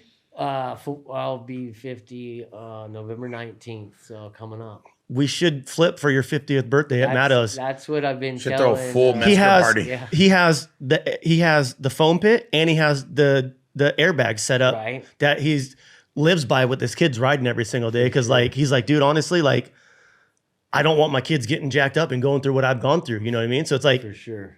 If you want to do it, we're fucking more than down, dude. I would love to. I think it'd be so rad to see you back up. Yeah. I've been telling my dad that, and he's like, why? You don't have to prove anything to anyone. And I'm like, Dad, I'm not trying to prove anything. It's for me. It's like, I just, my worst flip was 15 years ago, and I need to do it. I need to get it out of the way, because before I'm done riding bikes, I want to be able to say, like, no, you rode away from doing it. Rode away from a flip. Like, that's that attitude that a top professional athlete has. It's like, I ain't going to go out on the bottom. And that's how I felt. Like 2010 was the worst flip I ever did. Yep. Dislocated my right hip, blew my femur apart, broke my face. Damn. Huge hole in the top of my right thigh. And I just, in the back of my head, I'm like, dude, I want to do this for myself. I want to go hang out with the boys. I want to hang with Matto, with you. I mean, when I saw that post you did the other day at Wyo, and I told Wyo at the electric motocross event, I finally got to meet him. Yeah, there's that gnarly crash. Oh my God. You just see your ankles fold. They touched my shin. Wait, sorry to cut this off. I got to run this back one time. Yeah, no, that's. I got to run this back one time. Looking. Those Yo. ones, that one fucking hurt, dude. We got your son over here in the back. Yo, you could come look at this. It's okay. Get in the frame. This one, get in the frame. It's all good. Look at this. Say what up to the camera. Tour, Oh my God. Watch that right shin. Oh. Hey, did it instantly hurt? I've never compounded any bone in my life before that. And right away, like, remember Rick? Rick was the medic. He was part of the medical team. Cool as hell. Yeah. He comes over and we always self-diagnose. And he's like, what do you think it is? And I'm sitting there, I'm like, first thing I say, I'm like, take my goggles off and I'm just breathing. I'm like, give me a second.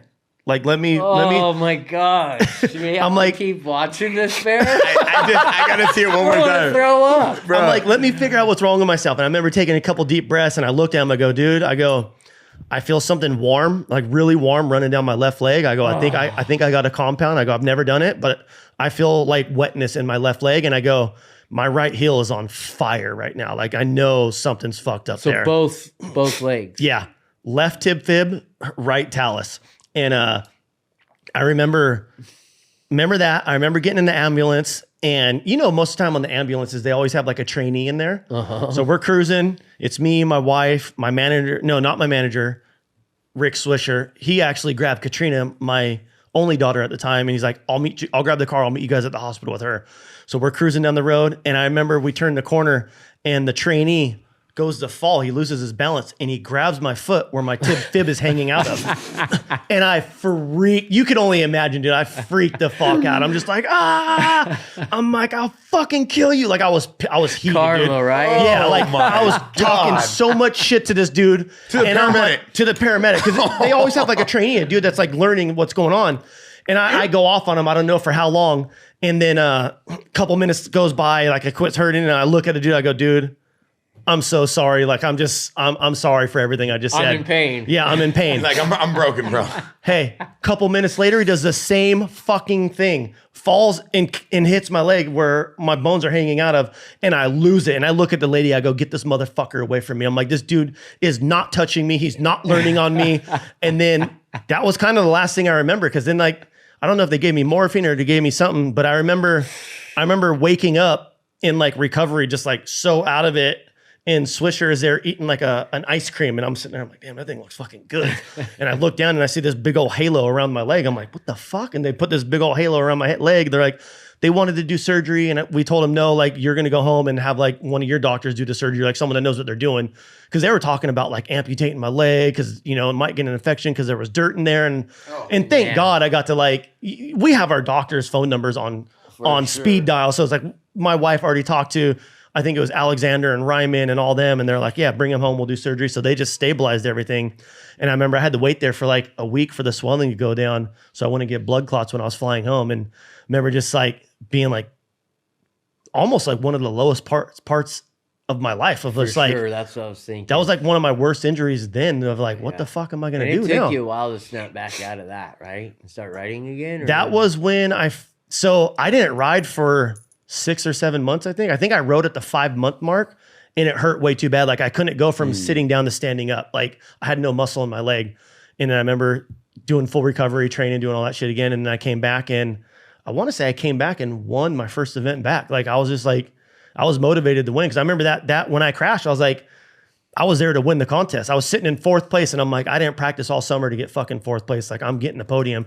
Cause the weekend before was Baltimore Dew Tour where Pastrana beat me and I got 2nd. And after the contest, Pastrana walked up, was like, hey, I didn't beat you. Like you won. I'm like, I know, but thank you. Like I respect you. Cause like, you know how it was back then. Like sometimes the judges were like, oh, Pastrana's here. Like it's a TV show. And it's like, he already won. Yeah. Like we knew like that's just how shit was kind of back in the day. Pastrana, like, he got all the love. Yeah. Well, just anyone that was like, but sometimes it worked out into your advantage. Sometimes it worked for me. Sometimes it worked for you. Like, sometimes the fucking head judge would be someone's roommate, and you're like, this dude's never on the podium. How the fuck did he win this Sometimes contest? the judges were getting paid. Yeah, exactly. They Yeah. were working for guys.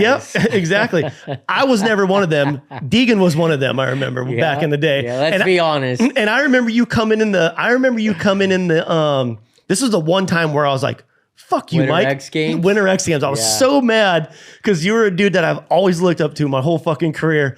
When you were like, and I didn't even know what was going on, like with the judges being paid at the time yet. Yeah. And you said something like, "You motherfuckers are cheating. You're paying the fucking judges." And I looked at you. I was like, "Fuck you, dude!" Like I remember. I was so fucking mad. My idol is calling me out and talking shit to me, and I didn't even know what was going on over here That's yet. just Why who were you you're mad at them? riding for. Mike, Exactly. why were you mad at them? Because I felt like I freaking laid it down and should have won. Yep. And I wouldn't have said anything if I didn't think I was the dude that won. And you And guys were all that's, like, and that's just passion. That's Yeah, just knowing, for like, sure, for we all sure. know when we should be on the podium or when we should have won or when we got third that Exactly. day. Like, would we you all respond know. to him? I told him, "Fuck you." I was like super mad, you know. But yeah. and then it like I think people started yelling, and then people got in the middle. Where They got was broken this? up quick as that Winter X Games. Aspen. Winter X Games. What year? Do you remember? Because didn't you I was win on best Kawasaki. trick? You I won was on best trick. Kawasaki's. You were on riding Kawasaki's. Monster, Is that when so you were it doing the would've been factory freestyle thing, or no? It was 2007. different. 2006 Winter X Games, you took gold. I would say it was 2007. I think it was the next year. Yeah, you took No, third. no. You took third. I think it was. Because I had a Kawasaki monster bike, and I remember somebody putting Metal Mulisha stickers on my Oh, bike. you were fucking pissed. Yeah. bro. Wait, Because at the I time, was there was pissed. times like when we time were. out. Someone stickered up your bike with a Metal Mulisha I want to sticker. say it was Lynn Kogel was just Maybe. there hanging out. Just being Lynn Kogel. being Was Lynn that a Kogel. thing you guys used to do? Well, there was times where we would all be tight.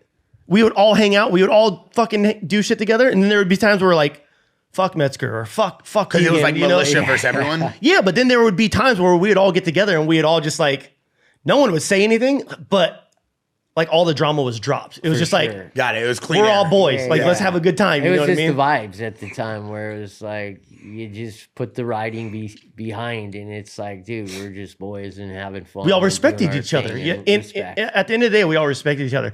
And then I remember there was one other time where I was like, "Fuck Metzger, dude." I remember there was a magazine Definitely article. wasn't the only one. No. And I'm sure there was times where he was like, "Fuck Twitch." When I started calling him the grandfather, everyone was calling him the godfather. And I remember he did like this world record flip and I beat it by like 5 feet out at Fitz's. And everyone's like, "Oh, what do you got to say to Metzger?" Or "What do you got to say to the godfather?" I'm like, "What do you mean, the grandfather?" I'm like just talking shit. You know what I mean? Menace, huh? Look who I learned from. Dudes like this, like Menace. always talking He shit. still is like that. Self-expression. Wakes me up with a middle finger photo. Says, "Have a good day." I'm like, bro, it's 7 a.m., brother. Choose peace. But I remember I was reading this article. Someone hit me up. They're like, "Did you see this? You see the latest Metzger interview?" I'm like, "No, what are you talking about?" They're like, "Go read it." And I remember reading it, and they're like, "Yeah, these fucking losers always smoking weed and doing that." And I'm like, and I'm like, that motherfucker! I just sold him a bag of weed like 2 weeks ago. Twitch was making side hustle. Metzger was his #1 client. Support your local dealer. Twitch is like, "Come on, man." I don't like these fucking losers. Yeah, dude. Hey, he's in the back ripping your own product. But I didn't know the magazine was like, it was, the interview was like 2 months before that when he wasn't smoking weed. And Yeah, he was yeah, on his yeah. path of like, "Fuck you guys, I'm going to win." Like, fuck you, And fuck we've all Deacon, fuck been through everyone. it. Yeah, exactly. Like that. And that's what's cool. Is like the end of the day, we can all sit and laugh about shit like For that. You know what I sure. mean? I do gotta That's good salute you. stuff. This video was made like 10 years ago. The fact that you were vlogging, it's like you're the original Jake Paul of moto. So, dude, the only reason this shit actually came around is because of our boy Dave Dawes, Porno Dave. Yeah. Oh, really? Yeah, so we call him Porno Dave because back in the day, he made money. He wanted to be a rock star. He wanted to be like in a band, so he was always doing band shit. But to make money is he would edit pornos. He lived up in the valley, up in like Simi Valley. Sit there all day. And he would edit porno. So anytime we ever seen Dave, and he sold a lot of weed. He would always get a lot of weed and he would sell it. And Great career path. well, me and Scummy first started filming with him, and he was like, "Hey, I'll give you guys an ounce a day if you want to go ride and I can video you." Because he wanted to start making videos like this all the got it. time. And he would film us all the time. And he literally would just document everything. Like, This is a great right? vlog. How many times around would you turn around and fucking Dave would be there like this in your face with the camera? For Right? sure. He has He's so got- many iconic moments of like shit I remember that I still haven't even seen. Yeah, he's got more footage of us in the whole coming up of freestyle motocross than anyone, hands down. Yep. He has like the history of freestyle. Is this your main page? Your YouTube page? Yeah, I post every 6-7 months. I don't know. It's a great page. I just It's called Twitch This One on YouTube, and he's got YouTube. so much content here. So if you guys are watching this, and you want to see all the videos we're pulling up, this is where we're pulling it from. I have a quick question before we let you go, and I know, but before you let us go, there's going to be a part 2 and a part 3. Like we have to have him come back because there's so much more shit I still want to get into with him. So I know we could. You're talk coming back all for I day got for 24 days. more questions for you, but it's been Yeah, 2-hour mark. yeah. and I know like to keep it short and sweet so people actually watch the whole thing. Some of these guys do like 4-hour podcasts, no one watches them. I can't do that. Yeah, I said I can't do 2 and we're already at 2 because it's like Yeah. I have so many memories of this dude and like so watching you two guys do your thing. we're is going to do a incredible. few more this year for sure. Right. But there was a Looking time forward to it. from 2007 all the way to 2011, you were like on a drought, and then you just come back and win like 4 golds in a row, basically. What was going on with your career during this moment? I don't really remember, but maybe because I was partying or doing something stupid. Yeah, it's just like a bunch of 9s and 3rds, and then all of a sudden out of nowhere, it's just first, second, first. Probably because he got sick of losing. Yeah. It's like, why am I such a loser right now? I see it. I see where he gets it from. I can totally feel it. Loco, you feel it now? I feel it. It makes sense. Dude. That's for sure. Like around the time, like when I started having my kids and I got like with the good girl that like made me realize, like my wife now, that made me realize, like, I remember her telling me, like, you're just like, you're taking this shit for granted. She's like, you literally have the raddest fucking job and everyone would love to be in the position that you are in, like to make money riding motorcycles. And I remember it clicking like, fuck, I'm an idiot. Like, Yeah. you know, you're like, when you hang around yes men all the time where everyone tells you yes, or here, take this, eat this, smoke this, you're like, fuck yeah, like I'm the dude. You know what I mean? Like I feel like you get caught up in the scene. You're a product of your environment. If you're around shit, you're going to do that shit. So it's Absolutely. like, I think around that same time, that's when I was like, dude, I need a new circle. Like I need to hang out with people that are going to motivate me to be a better person, to be a better dad, to be a better businessman. And I think I was just taking all that shit for granted. And that's what made me realize, like, I can beat all these dudes that I'm watching on TV right now. Like, I know I have the skill to do it.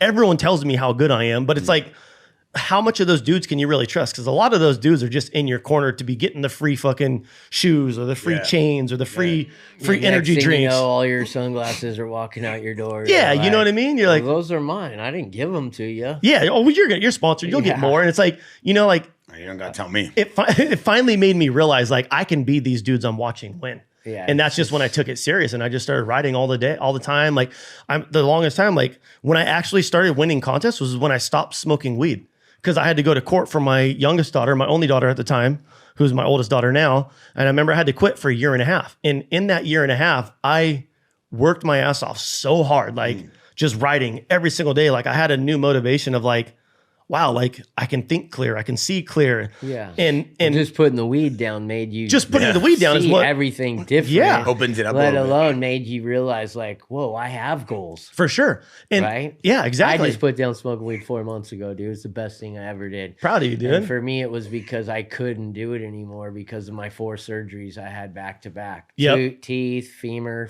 teeth. And then I tried to puff, and dude, everybody I ever talked to that said, oh, I can't puff herb anymore because the anxiety, literally, dude, that feeling of just like wanting to hide from people. From everyone. And then just like the burning sensation in my blood Mhm. when I'd have a puff. And then I was like, whoa, I need to stop. I sobered up, but my wife was like, dude, you're an asshole. You're better on drugs. And I'm like, wait a second. This woman that I've loved for the last 5 years is telling me I'm a better person on drugs. She goes, well, if you can't smoke weed, you need to go to a psychiatrist. Psychiatrist I went to put me on gabapentin, nerve blocker, anxiety, and depression pills. Yep. And dude, for like a week, I was so freaking zombied out. I live at the coolest place in Big Bear Lake. I live right across from Bear Mountain. I walk out, second story, sip my coffee every morning, and I look at the mountain, right? Sick as hell. It's beautiful. Well, being on all these freaking pills now, I felt like jello, like a zombie. Everything was blurry. And I said, dude, I'm done. And I had to tell my wife, actually, I was like, you know what? I'm not trying to save this marriage. I'm not trying to save anything other than myself. I'm sobering up. And when I kicked the weed, all those pills. I stopped sugar. I stopped caffeine. No way. Yeah, for like 3 months, dude, fully sobered up. I moved. I had to move away from my wife and her kids and take my son Max and go get another apartment because I couldn't be around. You know, like sometimes when you stop smoking weed, especially, it takes a month or longer Easily. where you can't sleep. Gnarly You're dreams, hot and dragging, cold bro, flashes. and Like, then everybody around you is bummed because you're just pissed and they're smoking. aggravated. Yeah, and they're like trying to puff around you. So, dude, I had like the gnarly life change where I sobered completely up from everything. And all of a sudden my wife's like, whoa, like he's not coming back. And she's cool. She's the coolest lady I've ever had in my life, Candace. And I owe it to her for helping me get through my sobriety, where she got me these pills. Like, you ever heard of NAD plus? yeah. Okay, I started hearing Joe Rogan talk about NAD plus, and I'd look into it and I'd be like, whoa, this shit's expensive. Like, I'm not gonna buy this on Amazon. And all of a sudden she starts coming over and giving me these pills, and then gives me some other stuff from a company called Quilla. And I tell you, I'm only dropping this because it works. I'm not sponsored by this company. You're not a dude that backs something that Dude. doesn't. Yeah. Dude, it changed my life. It actually made me start sleeping, which was one of the gnarliest things when you quit smoking weed, dude. You just have a hard time sleeping. Next thing you know, it's like 3 a.m. You're still Playing laying sheet there, karate, staring at the ceiling. Like, dude. Well, all of a sudden, I take this stuff and I start going to bed and feeling normal. And then, like, at about 5 weeks, dude, all of a sudden my brain just like clicks where I'm like, you can see clear. whoa, this is what it feels like to be sober. And dude, like, I am. It's like amazing It's fucking to awesome. feel this good. And you've seen it. You've seen in the last 3-4 months of how my posts are. Oh, yeah. I'm riding bikes. Completely different. I'm getting these opportunities. You're back to being yourself to go again. road racing, supermoto, hanging out with my kid, riding e-motos. Like, and dude, it's because I am sober minded. And I honestly, well, in 5 years being married to my wife, she had never seen me sober from weed. Yeah. We quit drinking like 3 years ago when we left Maui. We were living there for a bit. But to look back and go, dude, I don't actually even remember being sober. Yeah. You know what I'm saying? Where I didn't drink at least a couple times throughout the month. You know, never was an alcoholic, never had to drink every day. Yeah. But you have those weekends like, oh, let's have some drinks. And it's like 2-3 days of drinking. For me, I hate beer. It's always been hard alcohol. Yeah. But to be able to finally feel clear-minded, like you were saying, it changed your life. And Yeah. you started having goals and just all of a sudden, like, life gives you the best when you're doing your best. And there isn't a time that I've done like the best things in my life where I wasn't sober, you know, like when I was out doing backflips and doing just events, you know, I never went and got on my dirt bike drunk. No. Maybe one time that I remember, and it was when I was giving up my ranch house, remember? Yep. Paradise Ranch? Yeah. And I had an event to where I invited everybody before I basically lost my house. I was riding for KTM. I invited everyone to have a party with me. Like and a going away party to the ranch. Yeah, like to get rid of the ranch. This is it. And I had one beer, dude. And I was getting ready to go take everyone on a ride. And I jump on. I had a bunch of KTMs at the time. And I was jumping 350s, the 350 4-strokes at the time. Well, I jump on one of my 350s and I go to rip the jump and do a heart attack seat grab. With no grab holes. With no grab hold, dude. And I flipped completely over and the bike pile drives me, runs my head over, puts me in a coma for 3 days. That was the one time that I drank a beer and went and jumped my dirt bike. I remember, dude. Other than that, I never drank and rode a dirt bike.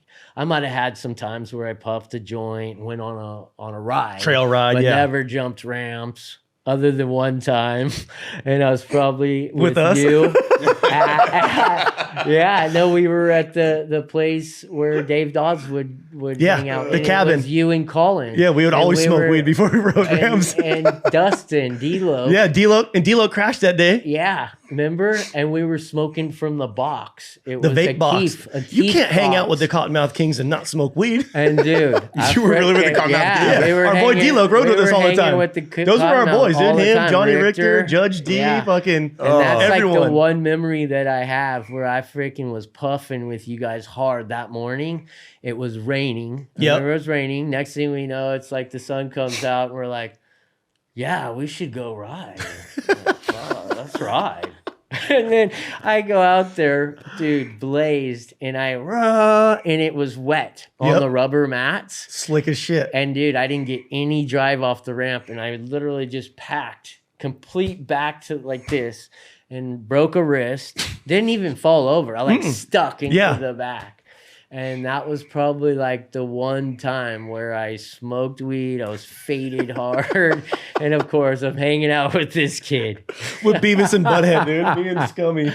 Yeah, no, good times to look back and realize at our age, like, you know, the best things that we've done, we were sober and like, you know, and I hope if, you know, a kid watches this and they know that, like, if they've looked up to us, that, yeah, we've partied and we've done a lot of cool stuff with our buddies, but the things that I've accomplished, I was always in a sober mind frame. Yep. I always went and amazing. partied after, you know, when I deserved it. You earned it. So it's like, sure. let's go reward myself. Like, you know, there's sure. months of just practicing and riding and doing all that. And Yeah. it's crazy too, because like when I did quit and I started winning everything, that was like kind of like the same time, like when Rich Swisher became my manager. He's like, hey, like, I'm going to tell all your sponsors you quit smoking weed. Like that was the only way I could get sponsors back then, is like, because everyone knew me as like, I was in High Times magazine taking bong rips, like just doing, I didn't care. I was Hanging just with being, the Cottonmouth Kings. yeah, I was just being myself, you know?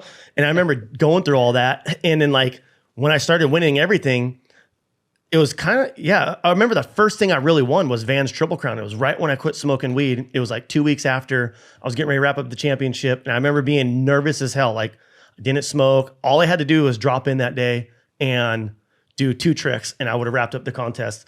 And I was so nervous after practice. I went back to someone's room and I'm like, dude, I need to smoke some fucking weed right now. Got stoned, went back to the contest 2 hours later, won that night because I could actually relax. And I was just like, whew. And then that was the last day I smoked weed for the year and a half. Like I quit for 2 weeks and then that happened and I was so nervous. I was like, I got to get stoned real quick. I like relapsed, you know what I mean? Like to weed. And then after that, I quit for the year and a half. And then when I started smoking again, it was like, okay, I'm going to ride, I'm going to train, I'm going to do everything I need to do today. And before I go to bed, that's going to be my reward. Right. You know what I mean? Like I Yeah. felt like It's just your I mind earned frame. it. Yeah, He's like, exactly. let me try to earn this little. Yeah, exactly. Well, quick it's like little puff. there's so many times where it's like you said, like you need to be clear headed and like, dude, I was a stupid pothead. I would smoke from the time I woke up till the time I went to bed. If I woke up at 3 a.m. to take a piss, I was taking a bong hit For sure. so I could go back to sleep. Like it was just in my head, like, oh, if I'm gonna sleep, I gotta take a bong hit. Oh, if I'm gonna go to Disneyland, I need to take a bong hit. Like just stupid shit, you know? And it's as easy as like needing a cup of coffee. Exactly. You know, it's the same thing. It's just in your head. You've done it for becomes so long. routine. Yeah. Yeah. I don't know. I have to bring this up because it just, while we're talking, I pictured us being in Detroit, Michigan at that contest where you got whiskey throttle and ran Dude, into I the just showed wall. someone the video clip 2 days ago. That was gnarly. That whole contest was gnarly. I remember Deegan ended up Lighting the dude's. winning the freaking step up. Yep. He also won the biggest trick because I did a disco double can no hander, and I was like thinking I'm making a new trick to win the best trick contest, and I did a no handed double can, and then landed, and I was gonna land side saddle, and I landed in a rut, and it flipped me over, and I freaking jacked my shoulder. Well, speaking of doing drugs, I got stuck in a fucking rental car the night before with Deegan, Clifford, Doug Parsons, and Feist. And I got secondhand high from crack. From crack. Yeah, dude. It was crazy. We would all do some dumb shit, dude. Get high. Deegan and Clifford, dude, literally went to the ghetto and found crack. I guess that's the best way to end the show. I have the crack. And it was Clifford's rent-a-car, and Deegan starts fucking ripping off the windshield. What's that? You know, the sun visors? screen. Starts ripping off parts of the car and throwing it out the window. And it's Clifford's rent-a-car, dude. And he starts flipping out. Stop! You're wrecking my car. I paid for this. And that One next of the morning, craziest stories ever I remember. As far I got as just fucked being up with crazy dudes. Yep. Yeah, then I got fucked up. I overjumped the jump. I ran into the wall. I lacerated my liver, collapsed my lung. Where was this? Detroit. Same Michigan. year. Yeah, the next morning I I collapsed the lung, lacerated my liver, and shattered my left wrist. And I remember overjumping the jump. There was hay bales outside, and no one put the hay bales up yet, and the berm wasn't down yet. Do you have audio? right there. Yeah. Boom. I literally just had this. Rewind it so you can hear me smack the wall. Oh my gosh, dude. Yeah, I remember. Oh my God. Because I went out. Did that hurt? I went out and got hurt right after that. The only thing I remember from that is I remember sitting on the ground going, like I couldn't catch my breath because I had a collapsed lung, and I punctured a lung and barely, and then collapsed one. And I remember getting in the ambulance, and Cameron Still's like, I'm going with you. I was like, okay. And then I woke up the next morning in the hospital with the biggest eyes I've ever seen from a doctor going, I can't believe you made it through the night. And I looked at him like, are you fucking kidding me? He's like, we didn't think you were going to make it through the night. I was like, holy shit. Like I was tripping. I didn't ride a bike Was for that 8 months. Drake McElroy, Yeah, yeah. in front of you. Dude, over. Why didn't you just stop? I couldn't. I overjumped the jump. So And the got whiskey, and you just... the day before, I jumped everything first. I jumped everything first. The next morning, I was late for practice because everyone went out that night and partied, and we came back. Bro, you went full speed into the wall. Yeah. But they put plywood. Remember, they put plywood in front of the ramp because the dirt was so wet, it kept rutting up really bad, and everyone's like, I need a perfect run in. So I showed up late, jumped in for practice behind McElroy, and when I came around the corner, I looked up, I'm like, oh fuck, there's wood. And I remember getting wheel spin, so I gassed it a little bit more, and when I hit the ramp, it hooked up, and I OJ'd the shit out of it, and when I landed, it went, yacht, I like whiskeyed, and then when I hit the berm, I hit my brakes, and I hit my front brake and my rear brake, and I went to sit down and try to like go through the berm. My front wheel blew through it, and then it seat bounced me into the wall. Yeah, you smashed the wall. Yeah, I said, fuck that Concrete wall. Yeah, that didn't look good. There was hay bales outside that was supposed to be set up before we rode too. Yeah, whoever was in charge of the track and the They maintenance should have and had the hay jumps. bales on that whole wall. But I'm man, sure we it was could- our fault because we were like, no, we need practice. The contest is coming. Fuck that. We'll be fine. Now, some of the stuff that we've done and where we've put ramps and landings, like I just saw Axel Hodges almost hit the you were there. Yeah. He almost, Del Mar. dude, almost hits the top of On the 120 steel ramp. beam. Dude, it was gnarly. Like my heart sank. Wait, where was this? Del Mar demo a few years back. Oh, that was a while back. Yeah. Yeah. I That was thought it probably recently, but- 5 years ago, maybe. Dude, to see that and I thought about it, I'm like, why would he even be that close to a steel beam that high up? He looked like he was 60 feet up. It was gnarly. His head looked like it was maybe Inches. and he had to duck, right? Yeah. If he wouldn't have ducked and just took it, He would have probably took it to the forehead. would have been dead. Like, imagine hitting your head on that and then falling that far to the ground. Yeah. Oh, Like, it would be a yeah. bad one. He didn't hit that jump again. I go, dude. He goes, I'm not jumping it again. I'm like, good. I'm like, it ain't fucking worth it. We're at a demo. You know what I mean? Like, it is not worth it. I definitely got to have you back for part 2. Right on, Bear. And there's so much content here that we could do this for days. Twitch. Oh, we have First so of many all, stories. I see where you get it from. The Godfather has rubbed off on you I in the learned best from the ways. best, dude. In the best ways. In the best ways. In the stories, the nostalgia. I feel like this is exactly what the audience wanted. And I appreciate you coming on here and just Thanks for letting having it me. rip, dude.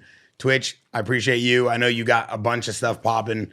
I know you have these brand new jumps in the back of your house. Oh, yeah. So I think we're going to be going out there I'll be taking my bike out there next week. Yeah, we'll watch Make you sure right your around the visor's flats. up. Yeah. No, I'm going Metzger, no visor. He's going to have no visor after the first round. cruising around the I got yard. a brand new 450 from Twitch built, and then I got 2 backups, so I'll be fine. Nice. I got to go hit a little You jump riding real quick. Yamahas now? Yeah. Nice. I like them a lot. Yeah, they look good on you. Thank you, sir. If you guys are looking for the next episode, make sure you go check out the Jaxxon Podcast Discord. We have all the behind the scenes. Plus, you guys can ask questions, win giveaways, and a Jaxxon Behind the Brand every Friday at 4 p.m. on the YouTube Jaxxon Behind the Brand. I'm Bear. This is Twitch. And the Godfather, you already know what it is. Yes, sir. Metzger, we're out.